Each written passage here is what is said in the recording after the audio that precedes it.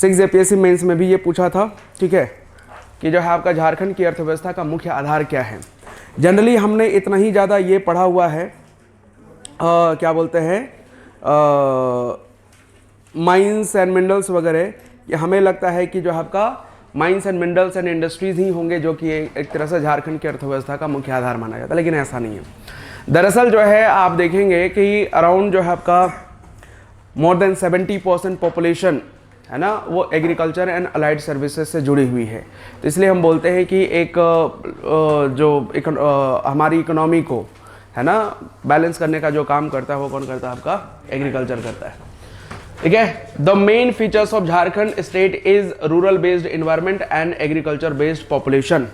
तो rural based environment अगर आप देखिएगा 75.95% जो पॉपुलेशन है वो कहाँ पे, ग्रामीण क्षेत्रों में है, और उसमें वो सारी की सारी पॉपुलेशन जो ऑलमोस्ट अगर आप देखिएगा तो वो आपका एग्रीकल्चर एंड अलाइड सर्विसेज से जुड़ी हुई है। तो ये दोनों ही पॉइंट आपको क्या करने हैं, ध्यान रख लेने हैं। अब आते हैं, क्योंकि हमें एग्रीकल्चर पढ़नी है तो उससे पहले आपको जो है land utilisation pattern and their percentage for 2021-2022 latest data है, तो आप याद रख सकते हैं इसको कि कितना है। और इधर जो है आपका कुछ प्रमुख परिभाषाएं दी गई हैं जिसको आप पढ़ सकते हैं, नहीं भी पढ़िएगा तो कोई फर्क पड़ने वाला नहीं है क्योंकि एग्जाम में आएगा नहीं, ठीक है। लेकिन कई बार होता है ना कि ये जो है सब अलग अलग है, जैसे करंट फेलो है, fellow land other than current fellow, तो आखिर होता क्या है ये डेफिनेशन दिया हुआ है, ठीक है।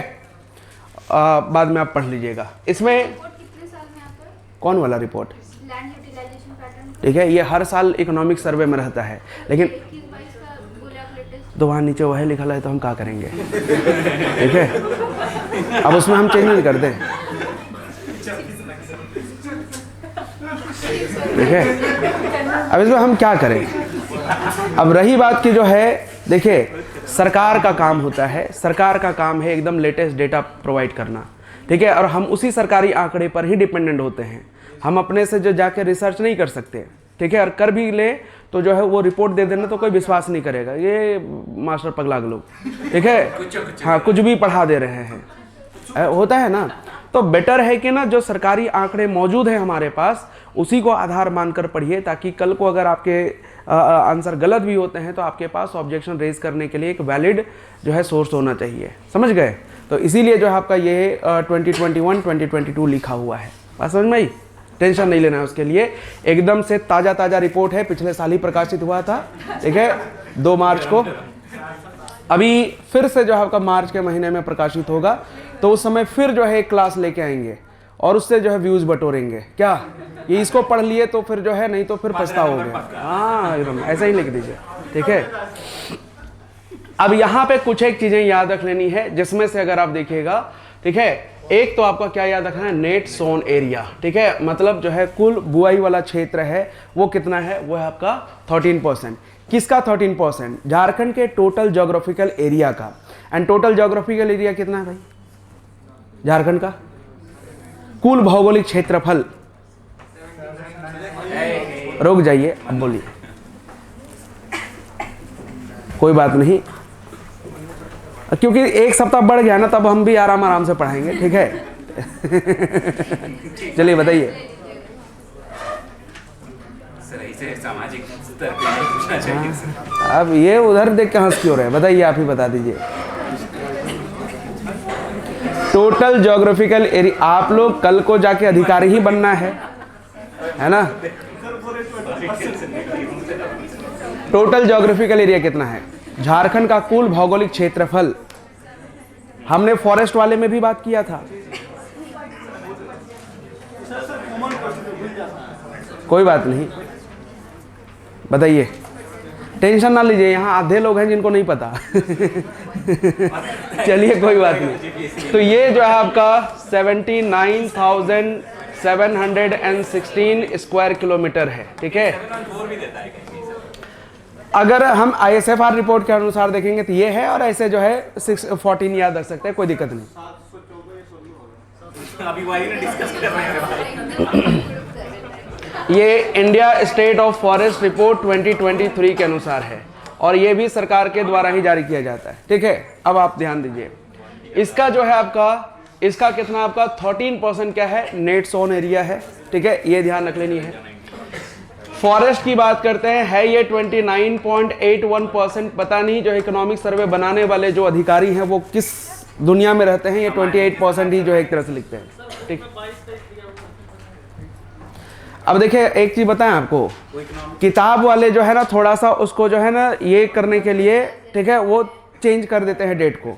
आप टेंशन बिल्कुल भी मत लीजिए, अगर जरा सा भी गलती होगा ना तो पूरा का पूरा जो है उसके लिए जिम्मेदार हम होंगे, ठीक है, पूरी तरह से जिम्मेदार हम होंगे उसके लिए। आप टेंशन उसके लिए बिल्कुल मत लीजिए, ठीक है, क्योंकि ये आंकड़े होते हैं ना ऊपर में अब मैं यहाँ पे लिख सकता था, ठीक है, according to economic survey report 2024-2025, लेकिन भाई वहाँ पे नीचे एक डेटा का जो है सोर्स जो लिखा रहता है ना, वो लिखा हुआ रहता है कि कहाँ से ये लिया गया है। तो ईयर, आपको ईयर पे फोकस करना ही नहीं है, इस पे फोकस कीजिए ना। और मैं इतना विश्वास दिलाता हूँ कि ये आपको याद रहेगा ही नहीं। भले आप अभी कह रहे हैं कि नहीं बुक में ये दिया हुआ है, बुक में वो दिया हुआ है, लेकिन आपको ये भी याद नहीं रहेगा। मैं ये विश्वास के साथ बोल रहा हूँ, ठीक है, हाँ लेकिन एग्जाम में आए तो आप कोई ना कोई 4 ऑप्शन रहते ही हैं। वनडे एग्जाम की यही तो खास बात है कि क्वेश्चन भी है और आंसर भी साथ में होता है, बस आपको सही आंसर चूज करना होता है। आइए यहाँ पे, इसके बाद जो है आपको ये सब याद रखने की जरूरत नहीं है। बैरन एंड अनकल्चरेबल लैंड की बात करते हैं तो ये कितना आपका 7% है, ये ध्यान रखेंगे, ठीक है। यानी जो है प्रति और जो है गैर कृषि योग्य भूमि वो कितना आपका 7% है, ठीक है। इसके बाद जो है आपका इधर जो है आपको करंट फेलो जो है ये सब याद रखने की जरूरत नहीं। डेफिनेशन मन करेगा पढ़ लीजिएगा, नहीं मन करेगा छोड़ दीजिएगा, ठीक है। आ जाइए, अब आते हैं, ये रिपोर्ट है किसके अनुसार, समेति, SAMETI, ठीक है, state agriculture management and extension training institute, Jharkhand सरकार की अपनी एक जो है एग्रीकल्चरल के लिए ही जो आपका एक ब्रांच है जो रिसर्च वगैरह करने का काम करती है, ट्रेनिंग देने का काम करती है। और उसके रिपोर्ट के अनुसार अगर आप देखेंगे टोटल ज्योग्राफिकल एरिया कितना आपका 79.71 लाख हेक्टेयर, जिसमें से टोटल एरेबल लैंड कितना है 39 लाख हेक्टेयर विच इज 47.67%, ठीक है। और ज़्यादातर अभी तक से जो सवाल पूछे गए ना ये यहीं से पूछा है, बट इकोनॉमिक सर्वे वाला डेटा भी दे करके जो है थोड़ा कंपेयर कर लेते हैं और कुछ नहीं है, ठीक है। टोटल सोविंग एरिया कितना है आपका, वो है आपका 25.75 lakh hectare which is 28.08%। Barren land की बात करते हैं कितना आपका 7.20%। आप यहां पर भी आइएगा तो कितना आपका लगभग 7% के आसपास ही है। तो मोटा मोटी आंकड़ा आपको याद रखना है, कितना 7%, ठीक है। इसके बाद आ जाइए, ठीक है, टोटल इरिगेटेड लैंड कितना आपका 3.007 लाख हेक्टेयर जो कि 12.73% है। पर कैपिटा होल्डिंग की बात करते हैं तो 1.17 hectare and arable waste land की बात करते हैं कितना आपका 3% है। तो ये थोड़ा बहुत आप क्या कर सकते हैं, इसको याद रख सकते हैं, एक नजर सब कवर, समझ गए। आइए इसके बाद आते हैं जो फूड क्रॉप्स या जो क्रॉप्स है झारखंड में, ठीक है, वो जनरली क्या है कि आपका झारखंड में 2 ही टाइप के जो है आपका क्रॉप्स देखने को मिलेंगे। तीसरा टाइप इसलिए नहीं है क्योंकि जो है आपका हमारे यहाँ पे इरिगेशन फैसिलिटीज अवेलेबल नहीं है। जैसे पहला आपका खरीफ क्रॉप, यानी जो बरसात के मौसम में जो भी फसल उगाया जाता है वो सारा का सारा खरीफ क्रॉप्स में आता है। जैसे जिनके यहाँ खेती बाड़ी होती होगी वो आराम से कनेक्ट कर लेंगे, ठीक है। जो मॉल से जो है आपका दाल चावल खरीद के लाते हैं उनके लिए थोड़ा मुश्किल हो सकता है। तो क्या है कि जो है आपका बरसात के दिनों में देखेंगे तो जैसे खेतों में लगाते हैं आपका धान, ठीक है। अगर बाड़ी जैसा है तो वहां पर लगाते हैं मक्का, लगाते हैं ना, बाजरा, ज्वार, है ना, ये सब लगाया जाता है। इसके अलावा अगर हम बात करते हैं तो जो है ये सारे के सारे बरसात के दिनों के लिए हो गया, ठीक है। तो जो मॉनसून के सीजन में उगाते हैं उसको क्या कहा जाता है आपका खरीफ क्रॉप कहते हैं, और जो ठंडे के मौसम में उगाते हैं उसको क्या कहा जाता है आपका रबी क्रॉप कहते हैं। अब ठंडे के मौसम में देख लीजिए, मतलब जो है नवंबर दिसंबर में जो बोते हैं आप जनरली, ठीक है, या अक्टूबर नवंबर में बोते हैं, और ठंडे के मौसम में जो है एक तरह से, ठीक है, ठंडा खत्म होने के साथ ही जो है इसको काट लिया जाता है। जैसे खेतों में जो आलू लगाए होंगे वो किस में आ जाएगा आपका रबी में आ जाएगा। मटर लगाए होंगे, जितना अभी मार्केट में आपको देखने मिल रहा है, जैसे चना किस में आ जाएगा आपका रबी में आ जाएगा, मटर किस में आ जाएगा रबी में आ जाएगा, सरसों किस में आ जाएगा, ठीक है, वही मस्टर्ड रबी में आ जाएगा, आलू किस में आएगा आपका रबी में आएगा। तो जितना भी जो है ये सारे देखते हैं जो ठंडे के मौसम में उगाए जाते हैं वो सब आ जाते हैं किस में आपका रबी में आते हैं, ध्यान रख लीजिएगा। कॉलीफ्लावर वो सब्जी है, ठीक है, और ठंड में ज़्यादा नहीं, वो लगभग सालों भर उगाते हैं। अब ये मत कहिएगा धनिया पत्ता किस में आएगा, लहसुन, अदरक, ठीक है, ये सब किस में आएगा, ये इसका नहीं है। कुछ मेजर जो है आपका ये होते हैं, उनके बारे में ही आपका देखना, ठीक है। किसी के दिमाग में चल रहा होगा कि ये अदरक किस में आएगा, समझ गए, धनिया पत्ता किस में आएगा, भाई ये सब जो है आपका नहीं आता है। जो मेजर चीज़ें हैं वो याद रख लीजिएगा, कभी आपसे ये नहीं पूछा जाएगा कि जो है आपका, है ना। हाँ, एक जिला एक उत्पाद उसका चयन, ठीक है, वहाँ पे उगाए जाने वाले जो है ये के फूड क्रॉप्स के आधार पर होता है, ठीक है। इसके अलावा जो है लाइक मान लेते हैं कि वहाँ पे, ठीक है, जैसे ये क्रॉप्स के अलावा अगर फ्रूट्स वगैरह भी अगर वहाँ पे ज़्यादा प्रोड्यूस वगैरह किया जाता है तो उसके आधार पर होगा, ठीक है। जैसे मान लेते हैं कि खूंटी में जो इमली वगैरह ज़्यादा होता है तो इमली का ये कर दिया गया, ठीक है। तो ऐसे जो है आपका, हालांकि अभी तक से एग्जाम में पूछा नहीं है, लेकिन 2-3 बारी मेरे को बोला गया कि नहीं ये करवा दीजिए, तो जो है कई बार होता है कि मन को शांत करने के लिए ले आते हैं वैसे क्लासेस, और कुछ नहीं। तो ये थोड़ी सी चीज़ें ध्यान रखें, पैडी, मेज, बाजरा, ज्वार, ये सब आ जाएगा खरीफ में, जबकि व्हीट, बार्ले, पीज एंड ग्राम ये सब आ जाएगा किसमें, आपका रबी में। अब देखिए ये जो रबी क्रॉप्स होता है ना, ये ठंडे के मौसम में, मतलब जो है आपका अक्टूबर नवंबर में बोया जाता है और काटा जाता है कब, आपका इसको मार्च अप्रैल में काट लिया जाता है। लेकिन मार्च अप्रैल से लेकर के जून के बीच में जो खाली समय रहेगा, उस खाली समय में जिस तरह के क्रॉप्स को हम उगाते हैं उसको कहा जाता है जायद क्रॉप्स कहते हैं। जायद क्रॉप्स वहाँ पे ज़्यादा, ठीक है, सक्सेसफुल होगा जहाँ पे इरिगेशन फैसिलिटीज़ होगा, क्योंकि गर्मी का मौसम होता है, पूरी तरह से वो इरिगेशन बेस्ड क्रॉप्स होते हैं। जैसे मान लेते हैं कि आप खीरा उगाते हैं, ककड़ी उगाते हैं, ठीक है, ये जितनी सारी चीज़ें जो ग्रीन वेजिटेबल्स आप देखते हैं गर्मी के मौसम में, वो सारे के सारे जायद क्रॉप्स में आ जाते हैं, ध्यान रखिएगा, ठीक है। अब जैसे क्या है कि थेथर बनने के लिए भी पूछा जा सकता है, जैसे धान जो है हमारे यहाँ पे साल में एक ही बार उगाया जाता है, लेकिन कुछ एक ऐसे आप असम चले जाइए वहाँ पे 3 बार उगाते हैं, ठीक है। और हाँ, तो क्या, हाँ, बंगाल हो गया, तो जहाँ पे एक तरह से लोअर लैंड ज़्यादा होगा, ठीक है, जहाँ पे सालों भर पानी का प्रवाह होता है, वहाँ पे 2 बार 3 बार तक खेती करते हैं।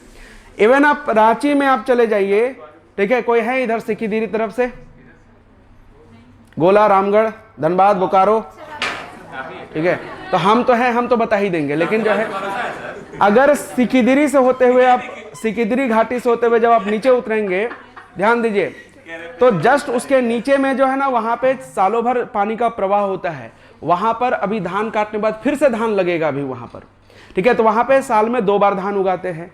तो अब इसका मतलब ये नहीं कि जो आपका धान अब जायद में भी कंसिडर करेंगे और जो आपका रबी में भी काउंट कर लेंगे, खरीफ में भी काउंट करेंगे, नहीं, ठीक है, वो खरीफ क्रॉप में ही आएगा, भले कहीं पर 2 बार ही उगाया क्यों न जाता हो। बात समझ गए? तो ये ध्यान रख लेनी है, ठीक है। अच्छा सर, जो क्रॉप ज्यादा मात्रा में हो रहा है उसी को एमएसपी क्यों दिया जा रहा है? कंजर्वेशन तो जिस नहीं हो रहा है उसका होना चाहिए। एमएसपी देखिए क्या है ना कि किसान जो है प्रोड्यूस करते हैं, तो भाई उनको जो है एक बोलते हैं ना मिनिमम एक तरह से प्राइस मिलना चाहिए किसी फूड क्रॉप्स का, नहीं तो फिर क्या होगा, वही औने पौने दाम में बेचते हैं। तो उनको एक सही दाम देने के लिए सरकार ये एमएसपी वगैरह तय करती है, ताकि जो है उस तरह के फूड क्रॉप्स कम ना हो। जैसे मानते धान का उत्पादन ही करना अगर बंद कर दिया जाए तो सीधे चैलेंज कहाँ पे आएगा? फूड सिक्योरिटी पे आएगा। खाएंगे क्या? हवा नहीं ना। गेहूं पर अगर देना बंद कर दे सरकार तो क्या खाएंगे? ठीक है, दाल अगर मान लेते हैं दाल पर न दे तो क्या खाएंगे? ठीक है, तो बात ऐसा है कि जो हमें फूड सिक्योरिटी प्रोवाइड करता है, ठीक है, अगर इसी का उत्पादन ही बंद कर दे किसान लोग तो क्या होगा? फिर आपका समस्याएं उत्पन्न होंगी ना। अब आप कहेंगे कि नहीं नहीं एमएसपी जो है आपका दे दे किस पे? आपका मड़ुआ पे देना शुरू कर दे। ठीक है, तो मड़ुआ कितना उत्पादन होता है, उससे जो है आप खाकर तो नहीं रह सकते ना। नहीं, बिल्कुल, और सरकार कर रही है उसके लिए। अभी देखिए कि मिलेट मिशन के तहत, इसके अलावा आप देखिएगा जो माइनर फॉरेस्ट प्रोड्यूस है, उस पर भी जो है आपका अब देना शुरू कर दिया है। जैसे करंज हो गया है ना, चिरौंजी हो गया, ठीक है, आपका महुआ हो गया, ये सब पर भी अब सरकार देने शुरू कर दी है। क्या बोलते हैं, पल्स मिशन भी तो स्टार्ट किया है। हाँ, वही चीजें, बहुत सारी चीजें हैं, लेकिन क्या है कि ये जो है आपका क्या है, ये जो है आपका फूड ग्रेन्स में आते हैं और ये जो है आपका फूड सिक्योरिटी प्रोवाइड करते हैं, इसलिए इनके लिए जरूरी है। हाँ बिल्कुल, और नहीं तो फिर क्या है, हमारे देश में देखिए क्या है कि सबसे बड़ा, अगर खेती बाड़ी ना होना शुरू हो ना तो सब जो है कोलैप्स हो जाएगा। ठीक है, क्योंकि जो है लगभग 145-46 करोड़ की आबादी है, और इतने बड़े आबादी वाले देश को जो है आपका फूड सिक्योरिटी प्रोवाइड करना अपने आप में एक चैलेंजिंग काम है। ठीक है, जैसे किसी घर में जो है 10-12 लोग हैं और किसी घर में 2 लोग हैं, खाने पीने के लाले कहाँ पड़ते हैं 10-12 घर वाले में। ठीक है, अगर मान लेते हैं कि किस दिन अगर रोटी भी बनेगा ना, कम से कम 50 रोटी बनना चाहिए। अरे 12 आदमी है, 4-4 रोटी भी अगर खाएगा 12 चौका 48 हुआ, तो 50 बोल दिया तो आपको 50 कैसे? और जिसके घर में 2 जन है उसमें आराम से 5-10 बनाए तो हो गया काम। तो इसीलिए जो है हमारे लिए ये जरूरी है कि जो है आपका जैसे गेहूं हो गया, धान हो गया, है ना, ये सब का जो है MSP तैयार ये करना। और उसमें भी जो आपका पंजाब हरियाणा इन सब जगह पे ज़्यादा ये होता है, इसलिए वहाँ पे जो है ज़्यादा किसान लोग इसका बेनिफिट लेते हैं। हमारे यहाँ पे जो है हमारे यहाँ के किसान ना जाके जो है बेचना ही नहीं चाहेंगे, मालूम है क्यों? इनको चाहिए तुरंत पैसा। ठीक है, और इसमें क्या है, तुरंत पैसे नहीं देते ये लोग। ठीक है, टाइम लगा देते हैं। और इसलिए मैंने कई बार अपने आसपास के जो गांव के किसान हैं उनसे मैंने कई बार बोला कि आप जो है, ठीक है, आप मानते हैं कि मार्केट रेट आपको जो है कितना मिल रहा है, 19 रुपये में आप बेच रहे हैं। कई बार जो है आपका 17 रुपया 16 रुपया, ठीक है, पहले तो आपका 11-12 रुपये में बेचते थे वो। ठीक है, और जो है आपका, ठीक है, अगर यही चीज़ को जाके कहाँ पे ब्लॉक में बेचते हैं तो 23 है ना, 23 रुपया है ना, 23 रुपया है ना, ऐसा ही कुछ है। ठीक है, 23 रुपया क्विंटल है। मैं बोला कि वहाँ क्यों नहीं बेचते? मतलब भाई देखो, अगर हम किसी जो है प्राइवेट जैसे व्यापारी को देते हैं, थोड़ा बहुत अगर जो है ये भी रहा ना, गंदा वंदा भी रहा तो वो पार हो जाता है। अभी जाके हम जो है अगर ये में देंगे, ठीक है, ब्लॉक में देंगे, तो फिर पता चला कि जो है आपका पूरा साफ होना चाहिए, धान सूखा हुआ होना चाहिए। ठीक है, तरह तरह के ये नुक्स निकाल करके पता चला काट लिया, और उसमें भी पैसा मिलेगा कितना महीना, 3-4 महीना बाद। ठीक है, 6-6 महीना भी लग जाते हैं। तो हम क्यों जो है ये देंगे? उससे बढ़िया है कि हम तुरंत जो है उससे पैसा ले लेंगे हाथों हाथ, और जो फिर उस पैसे का यूज़ कर लेंगे हम दूसरे जगह पे। हड़िया पियेंगे नहीं। ठीक है सर, तो गवर्नमेंट का भी तो है, जैसे कि बाकी देशों में पंजाब वगैरह में है कि बहुत ज्यादा लार्ज स्केल पे FPOs वगैरह सेटअप है, स्पेशली इस चीज को करने के लिए। बिल्कुल बिल्कुल, यहाँ भी तो करना चाहिए, तो कुछ करना चाहिए। सरकार तो जो है कई सारे वादे करती है, लेकिन जो है अब जो है अभी कुछ दिन पहले आप देखेंगे कि जो है जो धान के लिए जो MSP जो है इन्होंने कहा था कि हम इतना रखेंगे, आई थिंक कुछ बोला था एक जो है ये। अब बोले कि जो है जब उनसे सवाल पूछा गया कि ये, तो बोले हमको इस सब के बारे में कुछ नहीं पता। ठीक है, जो करना है कर लीजिए, ठीक है, ये हम नहीं जानते सब कुछ, ऐसे वैसे करके जो निकल जाते हैं ये लोग। प्रोडक्ट का चयन भी ठीक से नहीं होता है। जैसे टमाटर के लिए पलामू को चयन किया गया, लेकिन यहाँ टमाटर खाने के लिए आपको बुनियादी मार्केट में भर भर के मिलेगा। नहीं तो सर इसका तो नहीं, ये गलत। चलिए अब आइए इधर, बाद में बात कर लेंगे। ठीक है, अब जो है खरीफ क्रॉप की बात करते हैं। जून जुलाई में जो है बोया जाता है, और हार्वेस्ट कब करते हैं आपका? अक्टूबर नवंबर में करते हैं, बात नहीं। तो दरअसल जो है आपका जब बोते हैं उस समय हाई टेम्परेचर चाहिए, और काटते समय ठीक ठीक ठीक। इसके बाद जो है आपका ह्यूमिडिटी जो है आपका, ठीक है, जब एक तरह से जब बोते हैं उस समय हाई टेम्परेचर एंड ह्यूमिडिटी जो है आपका हाई चाहिए होता है। लेकिन जब एक तरह से इसी को जब काटा जाएगा तो उस समय ड्राई एनवायरनमेंट एक तरह से होना चाहिए, तब जाके जो है क्या है एक तरह से ये सही तरीके से होगा। जैसे मानते हैं जब धान बोते हैं उस समय टेम्परेचर ज़्यादा होता है, जून का महीना होता है जनरली। ठीक है, और जब आपका चूंकि बारिश शुरू हो जाती है तो एटमॉस्फेयर में ह्यूमिडिटी भी अच्छा खासा होता है। लेकिन जब काटते हैं उस समय क्या होगा आपका, जो अक्टूबर नवंबर का महीना होता है, जनरली दिसंबर तक भी पहुंच जाता है, उस समय जो है एनवायरनमेंट क्या होता है आपका ड्राई होता है। ठीक है, अब जो है मक्का, अरहर, गन्ना, धान, तिलहन, बाजरा, ज्वार, सोयाबीन, कुल्थी, उड़द, ये सारी चीज़ें जो आती हैं किसमें? खरीफ क्रॉप में। इसमें केवल इतना ही ध्यान रखना होता है कौन कौन से खरीफ में आएंगे, कौन से आपका रबी में आएंगे, दैट्स इट। कोई ट्रिक नहीं है, इतना याद रखिए। जो ऐसा नहीं है, सिंपल सा याद रखिए, बरसात के मौसम में जो उगाते हैं वो सारे खरीफ हो गए, और ठंडे के मौसम में जो उगाते हैं वो सारे हो गए आपका रबी। अब इतना तो याद रखना ही पड़ेगा कि जो है आपका कौन ठंडे के दिन में उगाते हैं, कौन बरसात के दिन में उगाते हैं। ठीक है, बाजरा कब खाता है भाई? ठीक है, अब इसी में क्या है कि झारखंड में आप देखेंगे खरीफ क्रॉप को भदई और अगहनी में एक तरह से कर दिया गया है। भदई में क्या होता है, बात नहीं, बुआई जो है बैसाख जेठ में होगा, कटाई भादों में होता है। जैसे मक्का की बात करते हैं तो वो तकरीबन जो है आपका 70-80 दिनों में तैयार हो जाता है वो। ठीक है, उसको ज़्यादा टाइम नहीं लगता। तो आप देखेंगे कि जो है आपका बैसाख जेठ में बो दिए, ठीक है, जस्ट एक तरह से गर्मी पड़ रहा होता है उस समय, और उसके बाद जो है अगस्त होते होते क्या कर लेते हैं आपका काट लेते हैं। तो भादों के महीने में काटते हैं, इसलिए भदई कहा गया। और एक होता है अगहनी। बुआई जो है आपका जेठ आषाढ़ में होगा, लेकिन कटाई अगहन में होता है। अगहन यानी जो आपका लगभग नवंबर दिसंबर के आसपास में इसकी कटाई होती है। तो जैसे धान की बात करेंगे, ठीक है, एग्जाम्पल में अगर आप देखेंगे तो ये हो जाएगा आपका क्या, जैसे मेज यानी जो है आपका मक्का, और इसमें अगर आप देखेंगे तो धान हो गया यानी जो आपका पैडी, एक तरह से कह सकते हैं, ठीक है। तो क्योंकि धान को जो है आपका ज़्यादा समय लगता है ये होने में, टाइम लगता है उसको पकने में, तो ये ध्यान रख लेनी है। बाकी वैसा कुछ खास ये है नहीं। आ जाइए रबी क्रॉप्स। रबी क्रॉप जो आपका अक्टूबर नवंबर में बोया जाता है और जो आपका मार्च अप्रैल में काट लेते हैं। तो बुआई के समय जो है कम तापमान चाहिए, ठीक है, और पकते समय जो आपका शुष्क और गर्म वातावरण की आवश्यकता होती है, ठीक है। मेजर क्रॉप्स की बात करते हैं, पोटैटो, बार्ले, मस्टर्ड, ग्राम, व्हीट, पीज, ये सारी चीज़ें आती है किसमें, आपका रबी क्रॉप में आते हैं। सिंपल है, ठंडे के मौसम में जो उगाते हैं। अभी ठंडे के मौसम में आपको मार्केट में क्या क्या देखने मिल रहा है, आलू मस्त देखने मिलेगा, मटर देखने मिल जाएगा, ठीक है, चना वगैरह देखने मिल जाएगा, ठीक है। ये सब खेतों में आप जाइए तो खेतों में गेहूं आपको देखने मिल जाता है ना, लहलाते हुए। जैसे धान जैसे कटा, उन खेतों में जहाँ सिंचाई की सुविधा है वहाँ पे सीधे गेहूं लगा देते हैं, लगाते हैं ना। हाँ हाँ, नहीं सर, भादो महीना मतलब समझे, भादो महीना मतलब अगस्त सितंबर पहुंच जाता है, ठीक है। और रबी जायद क्रॉप्स का भी ये करते हैं, तो वो जो आपका मार्च से लेकर जून तक के बीच में। अभी गर्मी के मौसम में आपको खेतों में क्या देखने मिलेगा, खीरा, ककड़ी, ठीक है, तरबूज, हाँ वही वाटरमेलन, ठीक है ना। ये सारी चीजें आपको खेतों में ज्यादा मिलती हैं। इसके अलावा ग्रीन वेजिटेबल्स में जैसे मानते करेला है ना, नेनुआ, झींगा या झींगी जिसको बोलते हैं, ठीक है, ये सब आपको, बोदी है ना, कद्दू, कोहड़ा, यही सब मिलता है आपको उस समय, ठीक है। क्या हो गया कोहड़ा का,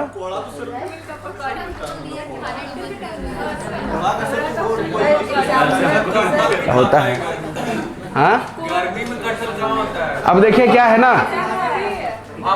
अब कोई लिमिटेशन रहा नहीं है, ठीक है। अब जो है वो सालों भर आपको जो है एक तरह से मिल जाएगा। तो इसलिए ये मत ये कीजिए कि हाँ जो है ये अभी जो कटहल मिल रहा है तो क्या होगा आपका, कुछ नहीं। अब जो है मार्केट में अब सारी चीज़ें हर हाँ, ठीक है। तो इसीलिए जो है, ठीक है, ऐसा कुछ ये है नहीं। कुछ एक चीज़ें याद रख लीजिएगा, काफ़ी है। चना और जौ में थोड़ा सा ऐसा क्वेश्चन पूछ देता है जिसमें रबी पानी मेरी कम और हो जाता है। कैसे कंफ्यूज है, खेती बाड़ी होता है घर में, चना रबी है, नहीं होता खेती बाड़ी। इसके बाद आ जाइए, ठीक है, जो मेजर क्रॉप्स और उसके जो है आपका प्रोड्यूसिंग डिस्ट्रिक्ट, आप थोड़ा बहुत ध्यान रख लीजिएगा। तो धान की बात करते हैं, सिवूम, रांची, गुमला, दुमका जैसे क्षेत्रों में। मेज जो आपका पलामू, हजारीबाग, गिरिडीह, साहिबगंज में। गेहूं पलामू, हजारीबाग, गोड्डा वाले। शुगरकेन हजारीबाग, पलामू, दुमका, गोड्डा, ठीक है। मड़ुआ की बात करें, मड़ुआ इसी को रागी कहा जाता है। तो रागी में अगर आप देखेंगे तो जो है आपका कहाँ पे, ये जो है आपका गुमला सबसे ज़्यादा जो है आपका ये। जौ यानी बारले, पलामू, साहिबगंज, हजारीबाग। ज्वार बाजरा की बात करते हैं तो ये हजारीबाग, रांची, सिवूम, और दलहन तिलहन में पलामू का नाम याद है। अभी तक से जो है आपको बहुत ज़्यादा यहाँ से सवाल नहीं पूछे गए। एक याद रख लीजिएगा, तो कौन सा आपका, ठीक है, पल्सेस एंड ऑयल सीड। अब कोई भी जो है आपका ऑयल सीड का नाम दे दे, बोल दे कि सरसों का उत्पादन सबसे ज़्यादा कहाँ पे, आंख बंद करके पलामू टिक कर दीजिए। अगर आपसे पूछ दिया जाए अरहर का सबसे ज़्यादा उत्पादन कहाँ पे, पलामू टिक कर दीजिए, कोई दिक्कत नहीं है, ठीक है। तो कुछ एक चीज़ें हैं ना कि जो है एकदम से फिक्स है, ठीक है, तो वो एक तरह से याद रख लेनी है। इसके बाद एक पूछा जा सकता है, तो ये पूछा जा सकता है। इसके अलावा ये, तो सबसे ज़्यादा जो आपका जो प्रोड्यूस किया जाता है वो है आपका धान। सेकंड नंबर पे आता है आपका कौन सा, मेज, और थर्ड नंबर पे आता है कौन सा आपका, व्हीट। तो कभी कभी ये सीक्वेंस आ सकता है, तो इसलिए इसको ध्यान रख सकते हैं। क्या बोले सर, 2 नंबर? मतलब झारखंड में सबसे ज़्यादा जो है आपका कौन सा फसल का उत्पादन होता है, तो वो धान। सेकंड नंबर पे आपका मक्का, और थर्ड नंबर पे आपका गेहूँ, ठीक है।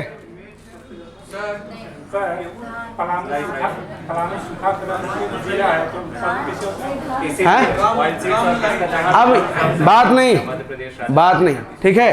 तो सूखाग्रस्त जिला है, लेकिन जो है आपका ये जो पल्सेस एंड ऑयल सीड्स की बात करते हैं तो कुछ ऐसी चीजें होती है जो बरसात के मौसम में उगाई जाती Dryland है, farming ठीक में है। आता है ये। और दूसरी चीज जो है आपका यहाँ पे अगर आप देखेंगे तो जो एक होता है सूखी खेती जिसको बोलते हैं, ड्राई फार्मिंग बोलते हैं, वो एक तरह से यहाँ पे ज्यादा ये होता है, ठीक है। वीट तो जो है आपका ये अगर आप देखें सिंचाई करके जो है ये प्रोड्यूस किया जाता है। हाँ सर आप बताए थे ना Zone 1, Zone 2, Zone 3 वो किसके खेती के लिए यूज होता है? जैसे क्या है कि जैसे वो प्रोडक्शन के बेसिस पर डिवाइड किया गया है, ठीक है। जैसे मान लेते हैं कि Zone 1 है, Zone 2 है, Zone 3 है। Zone 1 मतलब जो है आपका सबसे ज़्यादा जिसमें प्रोडक्शन होता है, एक ये है रेंज है, ठीक है। अब रेंज मुझे एग्जैक्टली ध्यान नहीं आ रहा है, ठीक, वही Zone 1, Zone 2, Zone 3 का। अब सुन लीजिए, ऐसे ही बता रहा हूँ। तो जो जहाँ पर सालों भर एक तरह से वाटर फ्लो होता रहेगा उस एरिया में, जो ज़्यादा एक तरह गढ़ा जिसको बोलते हैं, बहियार खेत जिसको कहा जाता है, वो Zone 1 में आ गया, यानी जो है आपका हाई क्वालिटी का एक तरह से पैडी लैंड होगा वो। सेकेंड में आ गया Zone 2 में, ठीक है। और थर्ड जो है सबसे बेकार टाइप का वो होगा आपका Zone 3। इसके बाद जो है आपका एक होता है आपका कौन सा, टाड़ 1 एंड टाड़ 2। तो बेसिकली क्या है कि टाड़ 1 मतलब जो सबसे ज़्यादा एक तरह से ये होगा, क्या बोलते हैं, बंजर टाइप का होगा समझिए। टाड़ 2 जो है कि आपका थोड़ा सा वो कम ये बंजर टाइप का होगा, तो उसमें होता है आपका सब्जी उगाते हैं मेनली, ठीक है। यही पूछे थे, ताड़ में सब्जी और दोन में पैटी। हाँ मतलब बारी भी तो कहते हैं ना कि लो लेवल, तो वही बारी वही दो जो है टाड़ कहलाता है, टाड़ को बोलते हैं, ठीक है, ये ध्यान रखेंगे। इसके बाद आ जाइए सीधे जो है आपका कौन सा, मेजर फ्रूट्स। तो आम का प्रोडक्शन सबसे ज़्यादा कहाँ पे आपका, सरायकेला खरसावां में होता है, ध्यान रखें। और ये सारे ऑफिशियल डेटा है तो आपको टेंशन लेने की जरूरत नहीं है ना। लीची की बात करते हैं लोहरदगा, आंवला जो है आपका चतरा, पलामू, लातेहार, सिट्रस फ्रूट जो है आपका लातेहार, कैश्यू जो है आपका जामताड़ा, सरायकेला खरसावां, और पपाया जो है आपका लोहरदगा में। हाईएस्ट प्रोडक्शन जो है किसका होता है, ठीक है, ध्यान रख लीजिएगा। हाईएस्ट प्रोडक्शन आपका जो है सबसे ज़्यादा उत्पादन आम का होता है, और सबसे ज़्यादा जो हाईएस्ट एक्सपोर्ट जो होता है, ठीक है, वो होता है आपका पपाया का, यानी सबसे ज़्यादा जो निर्यात करते हैं हम लोग वो होता है आपका किसका, पपीता का। ये दो चीज़ें इसमें याद रखें। रामगढ़ का चयन हुआ है। हाँ तो ये पपीता में वही 1 डिस्ट्रिक्ट 1 प्रोडक्ट में। तो किस तरह का आम होता है यहाँ पे मेनली? अल्फांसो नहीं होता है, अल्फांसो तो अल्फांसो जो है आपका मध्य महाराष्ट्र में होता है सबसे ज़्यादा। रत्नागिरी का नाम सुने होंगे, ठीक है। अल्फांसो डी अल्बुकर्क का नाम सुना होगा आपने, फ्रांस का था वो। पोर्तुगीज था वो, ठीक है, गवर्नर था, पोर्तुगीज गवर्नर था, वो लेके आया वो, ठीक है, ठीक है, अल्फांसो डी अल्बुकर्क। चलिए, 1509 तक था। तो हिस्ट्री वाले में अब डिस्कस कर लेंगे, यहाँ पे इतना ध्यान रखेंगे। कंफ्यूजन हो जा रहा है हमको, सब घूम जा रहा माता में। है जैक फ्रूट था, सब याद नहीं ना रखना है सर। अगर वैसा है तो इकोनॉमिक सर्वे वाले में जो डेट जब आपको ये करवाएंगे ना, उसमें पूरा का पूरा जो है ये मिल जाएगा कि कौन कितना प्रोडक्शन हो रहा है, तो उतना देखिए। पहली बात की जो है आप देखिए, आप ना फर्स्ट जेपीएससी से लेकर के आप 11 to 13 जेपीएससी तक के क्वेश्चन पेपर उठा करके देख लीजिए। एग्रीकल्चर से कितने सवाल पूछे गए हैं, और वो भी जिस तरह की चीज़ों को आप जानना चाह रहे हैं उस तरह की चीज़ें कितनी पूछी गई हैं, है ना। ये भी तो ध्यान रखना है ना। अभी जो है नहीं जरूरी है, ठीक है, क्यूरियोसिटी जरूरी है। अब उस हिसाब से कहेंगे कि जो जैक फ्रूट में जो कांटे होते हैं कितने कांटे होते हैं, क्यूरियोसिटी ये भी है ना। आप कहेंगे कि क्या जैक फ्रूट का जो ऊपर का छिलका है उसको चप्पल बना के हम एक्यूप्रेशर वाला चप्पल बना सकते हैं, ये भी हो गया, ठीक है, ऐसा भी हो सकता है। तो क्यूरियोसिटी का कोई लिमिटेशन नहीं होता है। लेकिन एग्जाम, अब ध्यान दीजिए, किसी भी एग्जाम का सिलेबस क्यों बनाया जाता है, इसीलिए ताकि आप उसी में जो है उतना ही स्टिक रहें जितना एक तरह से एग्जाम में आएगा, क्यूरियोसिटी ज्यादा ना बढ़े। ठीक है। और नहीं तो फिर पूछने के लिए बहुत सारी चीजें हैं, ठीक है। Sustainable agriculture वगैरह। लाइफ लॉन्ग आप जो है, ठीक है, चीजें जो है सीखते रहेंगे, फिर भी सारी चीजें सीख के खत्म नहीं कर सकते, तो विभाग बनाया गया है। समझ गए। तो इसीलिए जो है, और हमारे अपने आसपास बहुत सारी चीज़ें ऐसी हैं जिसके वो लेकर के वो क्यूरियोसिटी आता है, लेकिन हर एक चीज़ जानने की कोशिश भी नहीं करना है, और नहीं हर एक चीज़ को जानना है एग्जाम के लिए। जब आपका सिलेक्शन हो जाएगा उसके बाद जो है जानते रहिए ना, क्या दिक्कत है, मान्य नहीं करेगा। ठीक है।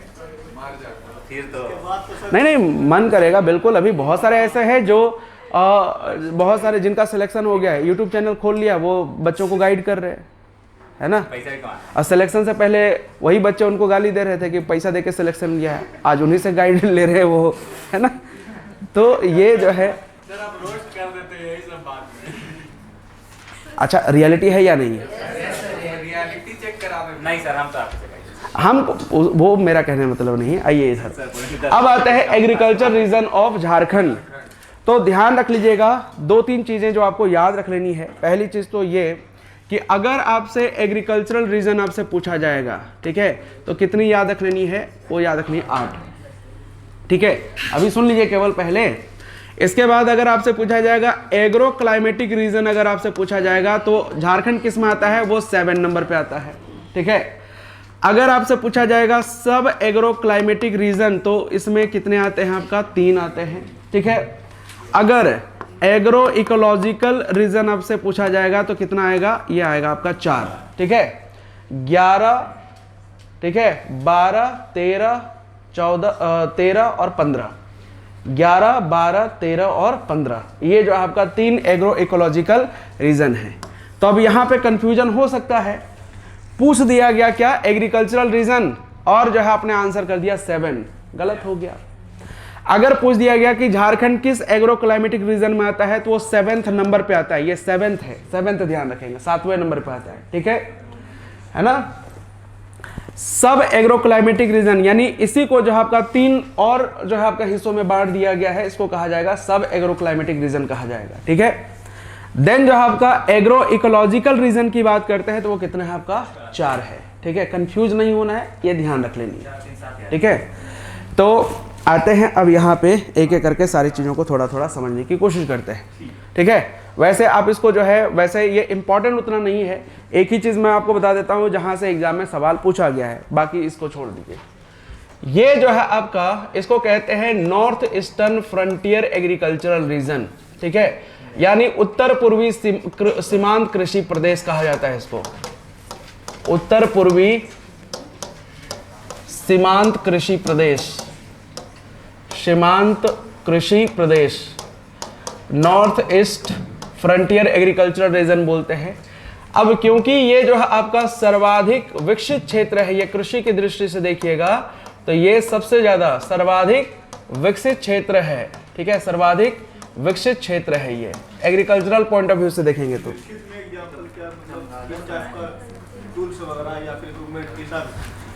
अब ये तो एग्जैक्टली मुझे वहाँ का नहीं पता कि किन किन पैरामीटर के बेसिस पर ये क्या। अब हो सकता है कि जो है आपका मॉडर्न टेक्निक का यूज करते होंगे। अरे सर नॉर्थ ईस्टर्न रीजन है ये, ठीक है। अब इसमें अगर आप देखेंगे तो ये साहेबगंज और जो है आपका पाकुड़ वाले कुछ हिस्से इसमें शामिल हैं, ठीक है। अब आपने पूरा जो है वो एरिया घूम के तो देखा नहीं होगा,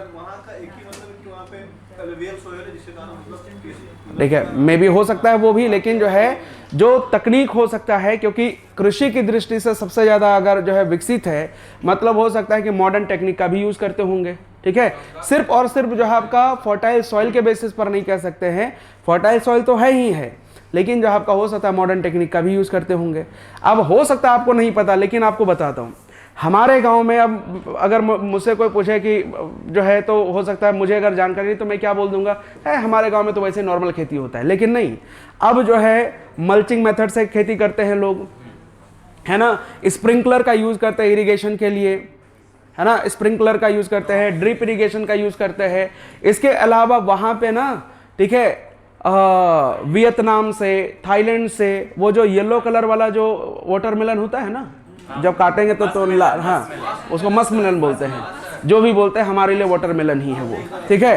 तो हाँ, खरबूजा, पीला वाला खरबूजा, ठीक है, वो वाला खरबूजा जो सोचो उन देशों से मंगा करके जो है वहाँ पे खेती हो रही है, तो कहीं ना कहीं आप मॉडर्न टेक्निक को यूज कर रहे हैं, ठीक है। दूसरी चीज, पहले जो है आपका, ठीक है, अगर मान लेते हैं कि आपको जो है बीज वगैरह लगाने हैं, तो वही जो है कुदाल और ये बाकी जो ट्रेडिशनल एक तरह से इक्विपमेंट्स होते हैं उसका यूज करके जो है ये बनाते थे, लेकिन अब क्या है, मशीनों का यूज होने लगा है, ठीक है, ठीक है।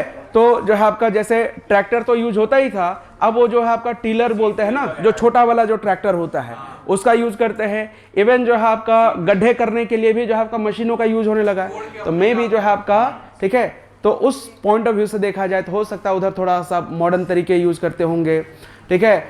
जो मानसून भी सबसे ज्यादा हाई क्वालिटी वाला जो ये, हाँ, तो इस ये से कह सकते हैं, है ना। इसके बाद जो है आपको इसमें कुछ भी अलग से याद रखने की जरूरत नहीं है, क्योंकि एग्जाम में वैसा कुछ खास एक तरह से पूछा नहीं। बट जो इंपॉर्टेंट चीजें हैं वो सारा का सारा आपको यहाँ पे इधर हिंदी में और यहाँ पे आपको इंग्लिश में मिल जाएगा। एग्रीकल्चरल रीजन जैसे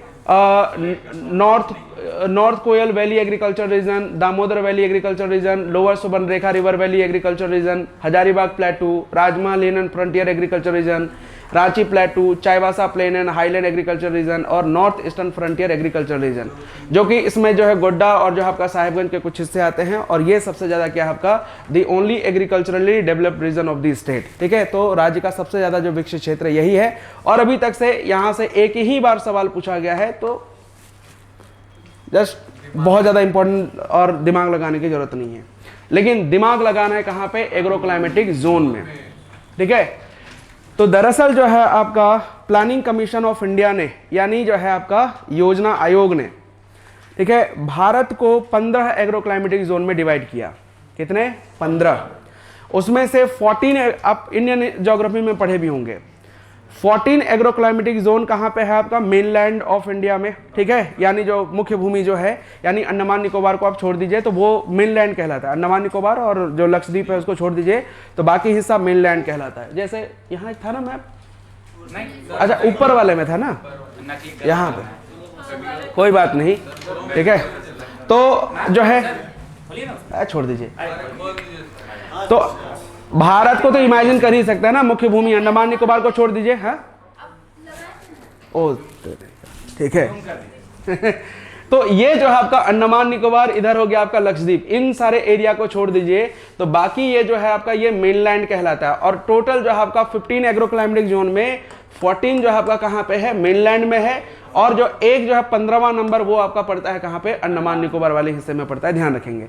ये जो है डिवाइड किया किसने, या फिर ये जो डिवीजन किया वो किसने किया, प्लानिंग कमीशन ने किया, याद रखें। There are 15 agro climatic zone according to the planning commission. लेकिन अगर आप देखेंगे ICAR का, there are 127 agro climatic zones under national agricultural research project by ICAR।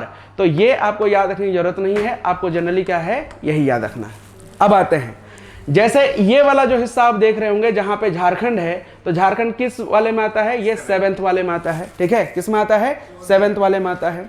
तो जो कि आपका ईस्टर्न प्लेटू रीजन एक तरह से कहलाता है, ईस्टर्न प्लेटू एंड हिली रीजन के रूप में जाना जाता है। तो अगर हम बात करेंगे तो an agro climatic zone is a region based mainly on climate and weather conditions like rainfall, temperature and humidity that influence agriculture. यानी कृषि जलवायु क्षेत्र वह होता है जो मुख्य रूप से जलवायु और मौसम जैसे वर्षा, तापमान और आर्द्रता के आधार पर तय किया जाता है, जो कृषि को प्रभावित करते हैं।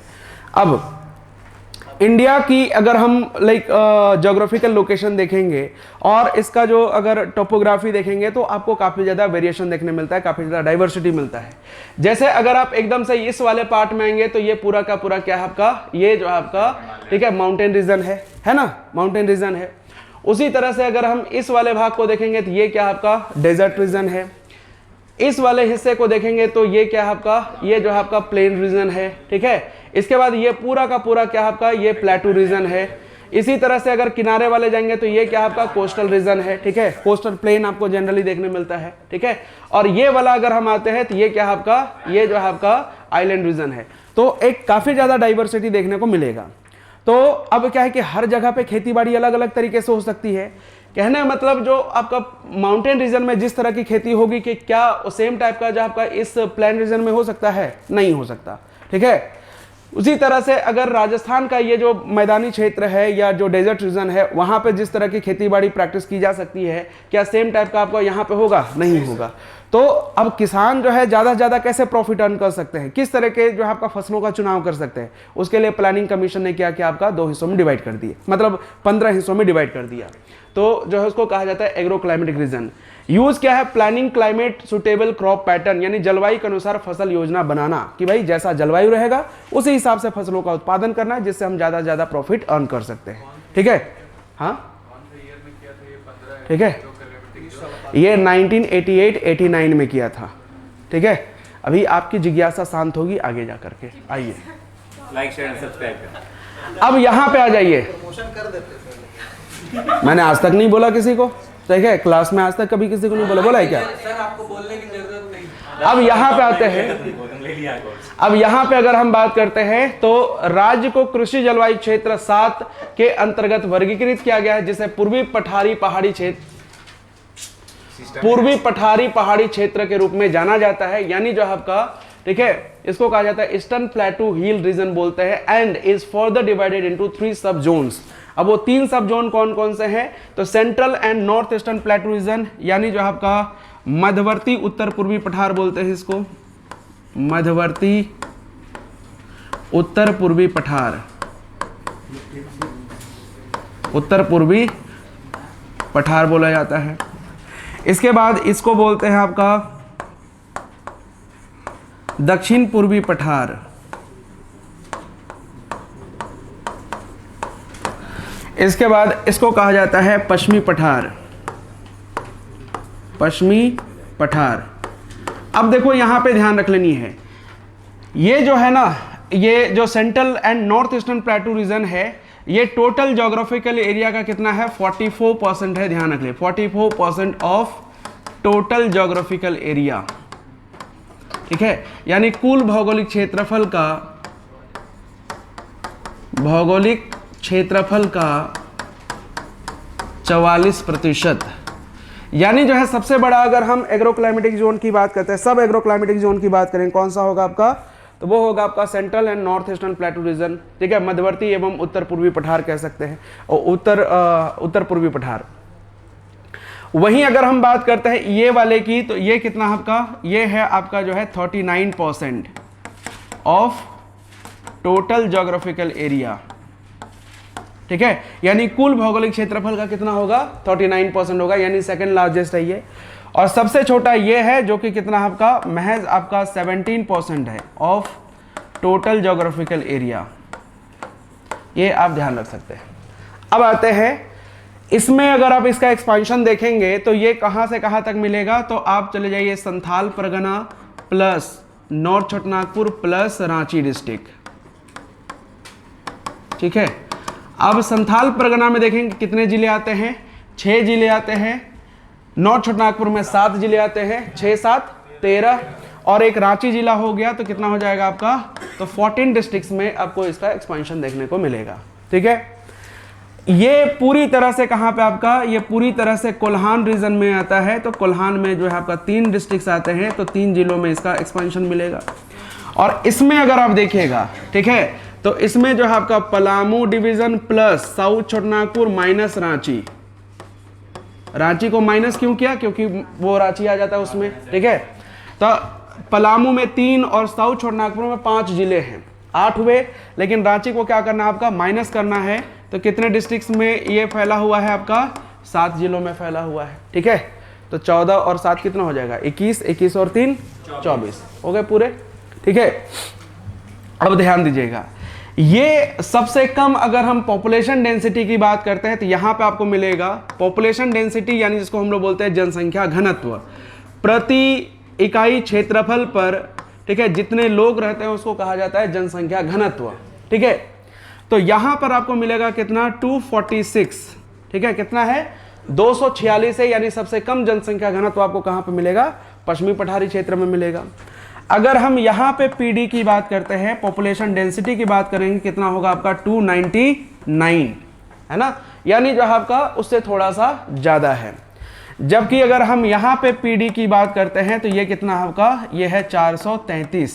ठीक है, यानी हाईएस्ट अगर हम पॉपुलेशन डेंसिटी की बात करते हैं तो वो कहाँ पे है? वो है आपका, ठीक है, जो है central and north eastern plateau region में है। बात समझ में आई? मत याद रखे, कोई और याद रख लेगा, एग्जाम में आएगा तो फिर उससे बनेगा। तुम नहीं करोगे, कोई और करेगा। तो वही चीज है कि याद तो रखना पड़ेगा ना। Yes sir. और जब मेरे जैसे लड़के को याद हो सकता है तो आप लोगों को क्यों नहीं याद होगा?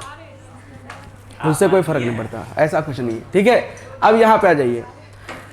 अगर हम बात करते हैं तो ये वाला जो है आपका, ठीक है, पहला पॉइंट ये याद रखना है, दूसरा पॉइंट ये याद रखना है, तीसरा तो ये याद रखना ही रखना है। चौथी चीज जो आपको याद रख लेनी है, ठीक है, सबसे कम अर्बनाइज्ड की बात करते हैं ना, तो लीस्ट अर्बनाइज्ड जो है वो कौन सा है, वो है लीस्ट अर्बनाइज्ड, मतलब सबसे कम शहरीकृत, सबसे कम शहरीकृत की बात करेंगे तो वो कौन सा है, वो है आपका पश्चिमी पठार। ठीक है, महज जो है आपका कितना 17% यहाँ पे अर्बन पॉपुलेशन है।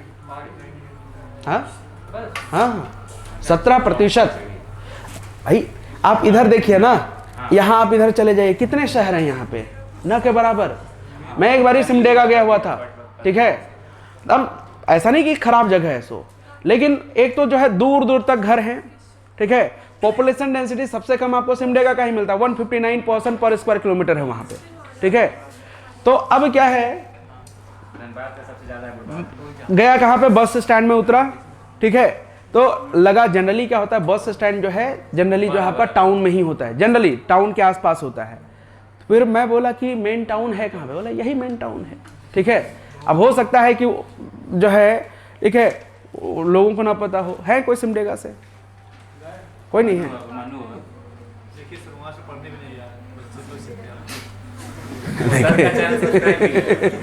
तो जो है कोई नहीं है सिमडेगा तरफ से, सिमडेगा गुमला आप हैं, तो वहाँ पे लाइक बहुत ऐसा शहर टाइप का तो माहौल नहीं है। हाँ ये देखिए कि क्या बात करें, गए हैं, लेकिन बेकार बोलना, बेकार कब कहा जाता है जानते हैं, ठीक है, पता है कोई भी जगह बेकार नहीं है, आपके लोग किसी भी सब जगह। चलिए अभी पता चला झगड़ा हो गया, पता चला है ना। क्या हो गया, हाँ वही चीज है। तो अब यहाँ पे तो लिस्ट अर्बनाइज आपको कौन सा मिलेगा, वो है आपका, ठीक है, वेस्टर्न प्लेटू रीजन। लेकिन जब हम हाईएस्ट अर्बनाइज्ड की बात करते हैं तो वो है आपका कौन सा, हाईएस्ट अर्बनाइज्ड, यानी जो है आप 35% जो अर्बन पॉपुलेशन आप देखते हैं वो कहाँ पे आपका, ये है आपका, ठीक है, साउथ ईस्टर्न प्लेटू रीजन में। हाँ जी भाई, जमशेदपुर है, गम्हरिया है, आदित्यपुर है, चांडिल है, ये सब सारे शहरी क्षेत्र हैं। ठीक है, इसके अलावा आप उधर घाटशिला हो गया, ठीक है, और जो है आपका क्या बोलते हैं, मानगो वगैरह क्या क्या है पता नहीं, जो भी है कोई इस सिंहभूम से कोई अधिकारी, एक महिला अधिकारी बताइए कुछ। कहा जमशेदपुर से है, चांडिल से है, शहर है वो, ठीक ठाक है। चलिए, ये कुछ चीजें आप ध्यान रख सकते हैं। ठीक है, तो सबसे पहली चीज, लास्ट ईयर भी जो है सवाल पूछा था इस वाले से कि झारखंड किस एग्रो क्लाइमेटिक जोन में आता है, तो ईस्टर्न प्लेटू हिली रीजन में आता है। और कितने सब एग्रो क्लाइमेटिक जोन में डिवाइड किया गया है, ये 3। अब जब जेपीएससी मेंस में जाइएगा ना, तो एग्रीकल्चर साइंस ऑफ झारखंड आपको पढ़ना है। उसमें आप देखिएगा कि जो आपका agro climatic zone of Jharkhand and abiotic stress in each reason करके एक टॉपिक है ना, मैंने नहीं पढ़ा है, ठीक है, कहाँ अभी नहीं हुआ नहीं है, तो क्या है कि उसमें आपको पढ़ना है। अब यहाँ पे ध्यान रख लीजिएगा, इसमें क्या है कि कुछ अलग से नहीं पढ़ना। जैसे आपने लाइक सॉइल पढ़ा हुआ है ना, सॉइल टाइप, तो अगर मैं यहाँ पे बात करूँ तो किस टाइप के सॉइल आपको जनरली देखने मिलते हैं, आपको red soil and laterite soil मिलता है ना। ठीक है, रेनफॉल पैटर्न की बात करते हैं तो अनइवन रेनफॉल आपको पैटर्न पूरे झारखंड में मिलता है, तो सबके लिए सेम टाइप का एप्लीकेबल होगा। थोड़ा बहुत ये ध्यान रखेंगे कि ये क्या आपका लाइटनिंग जो का इफेक्ट आपको यहाँ पे ज़्यादा देखने मिलता है। ठीक है, इसके अलावा कुछ भी अलग से याद रखने की जरूरत नहीं है। सेम अगर हम इस वाले हिस्से में आते हैं तो यहाँ पर अगर हम बात करते हैं तो जो सॉइल टाइप क्या क्या है आपका, यहाँ पे रेड सॉइल है, माइकासा सॉइल है, ब्लैक सॉइल आपको देखने मिलेगा, लेटराइट सॉइल देखने मिलेगा, एलुवियल सॉइल देखने मिलेगा, और रेनफॉल पैटर्न में वही जो है आपका, ठीक है, अनइवन जो है आपका पैटर्न देखने मिलेगा। यहाँ पर भी हम वैसे ही देखते हैं। ठीक है, यहाँ पे एक एक्स्ट्रा ऐड कर सकते हैं कि यहाँ के सॉइल में आपको जो है मिनरल डिपॉजिट्स ज़्यादा है, यानी मिनरल्स के कंटेंट ज़्यादा हैं, तो एक लाइक जो मिनरल बेस्ड जो आपको सॉइल यहाँ पे ज़्यादा देखने मिलता है। ठीक है। तो इस तरीके से जो है जब हम पढ़ेंगे मेंस के लिए, तो मेंस में आपको यही कुछ बेसिक पॉइंट्स आपको अलग से याद रखने होते हैं और कुछ नहीं है उसमें, बाकी जो फैक्ट है वो तो याद रखना ही रखना है, ठीक है। सेम चीज़ मेरे ख्याल से इसका एक टेबल बना होगा, इसमें आपको सारा चीज़ मिल जाएगा, आप देख लीजिएगा कहाँ पे।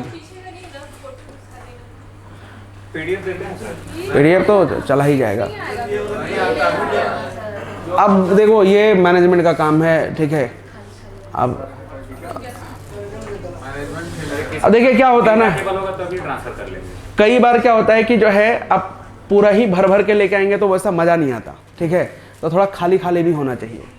अब आते हैं एग्रो इकोलॉजिकल रीजन। तो कितने हैं आपका? 4 एग्रो इकोलॉजिकल रीजन में जो आपका झारखंड डिवाइडेड है। तो सबसे पहली चीज, लाइक एक तरह से आपको लगेगा ना कि एग्रो इकोलॉजिकल रीजन और जो आपका एग्रो क्लाइमेटिक रीजन क्या दोनों सेम चीज है? नहीं, दोनों अलग अलग चीजें हैं। An agroecological region is an area where the climate, soil, landform and vegetation are similar but support the same type of crops and farming practices। यानी कृषि पारिस्थितिक क्षेत्र वह क्षेत्र होता है जहां की जलवायु, मिट्टी, स्थलाकृति और वनस्पति समान होती है, जिससे वहां एक जैसे फसलों और खेती की पद्धतियां अपनाई जाती है, right. Planning region specific sustainable farming, यानी क्षेत्र विशेष की टिकाऊ खेती की योजना बनाना इसका मेन ऑब्जेक्टिव है, ठीक है। उसमें क्या है कि हम किस तरह के क्रॉप का एक तरह से चयन कर सकते हैं, उसके लिए एग्रो इकोलॉजिकल क्लाइमेटिक जोन होता है, और ये जो आपका किसके लिए है? आपका टिकाऊ खेती की योजना बनाने के लिए इसका यूज किया जाता है, ठीक है। थोड़ा बहुत ध्यान रख सकते हैं। तो ये इंडिया का एग्रो इकोलॉजिकल रीजन है ना। आप जब इसमें तो आपको पूरा क्लियर नहीं दिखेगा, लेकिन जो पीडीएफ में आपको भेजूंगा ना उसमें आपको जो है क्लियर दिखेगा, जूम कर करके देख सकते हैं, ठीक है। तो ये कौन करता है सर? ये प्लानिंग कमीशन ही किया है? नहीं सर, ये प्लानिंग कमीशन नहीं किया हुआ है, ठीक है। इसको ऐसे ही आईसीआर के तहत आप ध्यान रख सकते हैं। अब इसमें से अगर हम बात करते हैं तो ये जो आपका किस में आता है? ये एग्रो इकोलॉजिकल रीजन 11 है, ठीक है, ध्यान रखिएगा। इसके बाद अगर हम बात करते हैं तो ये कौन सा आपका 12 है, ये कौन सा आपका 13 है, और ये कौन सा आपका ये है 15, ठीक है। अगर हम बात करते हैं यहाँ पे जैसे 11 वाले में अगर आते हैं तो कौन सा आता है? कोल्हान रीजन, ये सॉरी क्या बोलते हैं, पलामू रीजन के साथ साथ जो है आपका, ठीक है, इसमें जो वेस्टर्न पार्ट है किसका? आपका नॉर्थ छोटानागपुर का, और जो है वेस्टर्न पार्ट है किसका? आपका, ठीक है, साउथ छोटानागपुर का, ये इसमें इंक्लूडेड है। यानी जो है आप यहाँ पे डिस्ट्रिक्ट स्पेसिफिक आपको याद रखने की जरूरत नहीं है, केवल इतना ध्यान रख लीजिएगा झारखंड का जो वेस्टर्न पार्ट है ये इसमें आता है। वेस्टर्न पार्ट में पूरा का पूरा पलामू, साउथ छोटानागपुर का वेस्टर्न पार्ट, और जहाँ का नॉर्थ छोटानागपुर का western part. Agro ecological region 12 की जब हम बात करते हैं, इसमें पूरा का पूरा कोल्हान, ठीक है, ध्यान रखिए कोल्हान, इसका साउथ छोटानागपुर का ईस्टर्न पार्ट, और जो है आपका नॉर्थ छोटानागपुर का भी ईस्टर्न पार्ट, और जो है आपका ये क्या बोलते हैं, क्या बोलते हैं इसको, संथाल परगना। संथाल परगना का जो सदर्न पार्ट है वो इसमें आ जाता है। एग्रो इकोलॉजिकल रीजन 13 में जब आते हैं तो इसमें गोड्डा और जो आपका साहेबगंज के हिस्से आते हैं। एग्रो इकोलॉजिकल रीजन 15 में जाते हैं तो इसमें साहेबगंज और पाकुड़ आता है, ठीक है। अब एक मात्र ऐसा जिला जो आपका 3 एग्रो इकोलॉजिकल रीजन में फैला हुआ है, वह कौन सा? वह है साहेबगंज। ये 15, 13 और जो आपका 12 ये तीनों में आता है, ये ध्यान रख सकते हैं, ठीक है। अब आते हैं, ठीक है, इसमें यहां पे देख सकते हैं, ठीक है, एग्रो इकोलॉजिकल रीजन 11, ठीक है। अगर हम बात करते हैं तो कौन सा आपका ईस्टर्न प्लेटू, जिसमें चतरा, गढ़वा, गुमला, हजारीबाग, कोडरमा, लातेहार, लोहरदगा, पलामू, सिमडेगा, रांची आ जाते हैं।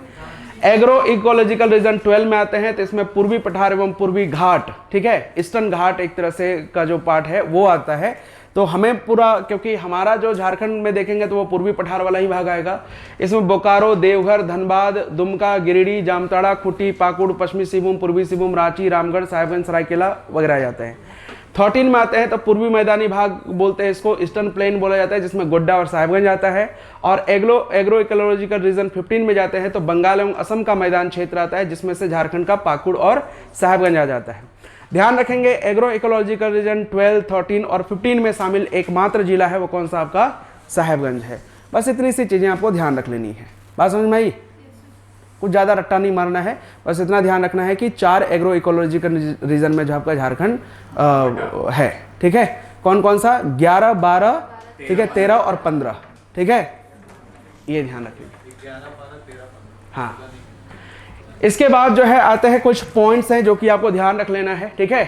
खल्लू एग्रीकल्चर क्या है, तो लोकल नेम है, झारखंड में कृषि का स्थानीय नाम है। इसको जो है